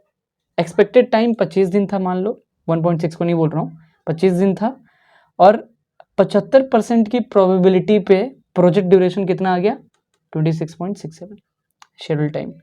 इस तरीके से शेड्यूल होगा, सिर्फ इतनी सी बात है, समझा, पक्का। कोई डाउट है तो कमेंट में पूछो, मैं कमेंट में आके जवाब दूंगा, उसमें कोई दिक्कत वाली बात नहीं है। आई होप आपको समझा, ठीक है। अब केस 2 में चलते हैं। केस 2 में जाने के लिए क्वेश्चन को पढ़ो, यहाँ पे बोला है what is the probability that the project will be completed earlier 3 days then expected time. बात सही है भाई, एक्सपेक्टेड टाइम। तो अब यहाँ पे क्या करोगे, आपको टीएस की वैल्यू पता है, तो आपने क्वेश्चन पढ़ लिया, और आपको अब देखना है कि केस 2 में अब क्या करना है कि z वही फॉर्मूला लगेगा, z equal to T S minus T upon epsilon not. अब यहाँ पे एक बात समझो कि बोला है कि एक्सपेक्टेड टाइम के कंपेयर में 3 दिन पहले 3 दिन पहले का मतलब ये हो गया कि जो टी एस की वैल्यू यहाँ पे नहीं बन जाएगी, यहाँ पे न्यू टी एस की वैल्यू बन जाएगी। इतना ध्यान रखो, अच्छे से नोट्स बना लेना, इसके बाद लिखना है ये चीज़, इसके बाद लिखना, मेरे पास जगह नहीं है। टी एस की वैल्यू जो होगी वो एक्सपेक्टेड टाइम मतलब कितना है 25.16 दैट इज यहाँ पे हमने निकाल के रखा है, यहाँ पर 25.16 माइनस 3 कर दो तो कितना आ जाएगा 22.16 आ जाएगा। तो यहाँ पे जो वैल्यू पुट करोगे, इस फॉर्मूले में जो वैल्यू पुट करोगे तो कैसे पुट करोगे देख लो, क्या पुट करोगे, टी एस की वैल्यू यहाँ पे नहीं आ जाएगी क्योंकि 3 दिन पहले बोला है। अगर 3 डेज अर्लियर बोला इसलिए -3 किया, 3 डेज लेटर बोला होता या फिर आफ्टर तो क्या कर दोगे, प्लस कर दोगे भाई, यहाँ पे प्लस कर देते फिर 28.16 आ जाता है। और क्या, अर्लियर बोला है इसलिए पहले की बात चल रही है, 22.16 माइनस कितना 25 ना, टी की वैल्यू कितना है 25.16 अपॉन 1.99। जब ये कैलकुलेट करोगे तो -1.50 आ जाएगा, -1.50 ये आंसर आ जाएगा। इसका क्या मतलब हुआ सर, समझा नहीं सर, क्या मतलब हुआ इसका, बताता हूँ दोस्तों, बताता हूँ। ध्यान दो, इस बार तुमने z की वैल्यू निकाल ली है। जब प्रोबेबिलिटी निकालना है p परसेंटेज निकालना है तो तुम्हें z की वैल्यू मिल गई, मतलब ये वाली ऊपर वाली वैल्यू मिल गई। अब तुम्हें p परसेंटेज निकालना है, -1.5 के लिए p परसेंट क्या होगा ये निकालना है। बट यहाँ पे टेबल में तो -1.5 दिया नहीं है, 1.0 दिया, उसके बाद सीधा 2.0 दिया, तो इन दोनों के बीच की वैल्यू कौन है 1.5 -1.5, उसके लिए आपको बीच की वैल्यू निकालनी है। तो मैंने क्या किया, मैंने सिंपल सी बात है, मैंने देखा -2.0 के लिए वैल्यू कितना दिया गया है 2.28 लिख लिया मैंने, इसी वैल्यू को मैंने ऐसे लिख दिया। अब यहाँ पे दिया हुआ है देखो, ठीक है, पहले वाले को इधर लिख दिया, उसके बाद 1.0 के लिए कितना दिया है 15.87, 1.0 के लिए 15.87 दिया है। मुझे निकालना है -1.5, दोनों के बीच की वैल्यू है -1.5 के लिए मैंने क्या निकाल लिया x निकालना भाई। ये x की वैल्यू क्या होगी बताओ, इस बार x किसके इक्वल में रहेगा p परसेंटेज के, x इक्वल में रहेगा p परसेंटेज, क्योंकि आप ये वाली वैल्यू निकाल रहे हो। तो आपको बहुत ही सिंपल तरीके से वही इंटरपोलेशन वाला स्टेप लगाना है। कहाँ पे लिखूं, मैं क्वेश्चन रफ करता हूँ, आप क्वेश्चन लिख लो, क्वेश्चन रफ कर देता हूँ, ठीक है। ये वाला क्वेश्चन रफ कर देता हूँ। तो इंटरपोलेशन कैसे लगाओगे बताओ, इंटरपोलेशन का क्या स्टेप होगा, फटाक से बता सकते हो। यहाँ पे लिखोगे, ये साइड से देखो, ये साइड से 15.87 minus 2.28, 15.87 minus, right hand side से चलना, ठीक है। 15.87 माइनस 2.28, ये वाली वैल्यू को इससे माइनस किया। अब यही सेम चीज यहाँ पे भी करो, -1.0 माइनस ऑफ -2.0, 2.0 नहीं लिखोगे तो भी चलता है, ठीक है, ये कर दिया। अब -1.5 इंटू में क्या करोगे, -1.5 माइनस ऑफ -2.0, ये वैल्यू। अब ये वैल्यू देखो नीचे की तरफ बढ़ रही है, तो ये साइड क्या लिखोगे 2.28 लिख दो, ऊपर वाली वैल्यू बढ़ रही है नीचे की तरफ भाई। 2.28 के बाद क्या है 15.87 आ गया, तो वैल्यू बढ़ रहा है तो प्लस, अगर वैल्यू घट रहा होता तो माइनस लिख देते, सिर्फ इतना फर्क है। अब इसको कैलकुलेट करोगे तो z की वैल्यू क्या आ जाएगी, सॉरी x की वैल्यू क्या आ जाएगी, दैट इज 9.07%। ये आपका क्या है p परसेंटेज, ये निकालने के लिए बोला था। मतलब ये है कि जो प्रोजेक्ट 25 दिन में कंप्लीट हो रहा है, अगर उसको 3 दिन पहले कंप्लीट करने की क्या पॉसिबिलिटी है 9.07, मतलब 25 दिन में जितना भी आप काम करने वाले हो उस काम का 9% काम को छोड़ दो, या फिर 9% काम को और ज़्यादा फास्ट करो। फास्ट करना तो पॉसिबल नहीं है, उस 9% काम को छोड़ दो तो प्रोजेक्ट 22 दिन में कंप्लीट हो जाएगा। अभी निकाला था ना हमने, 22 दिन में कंप्लीट हो जाएगा 3 दिन पहले। समझा कॉन्सेप्ट यही है।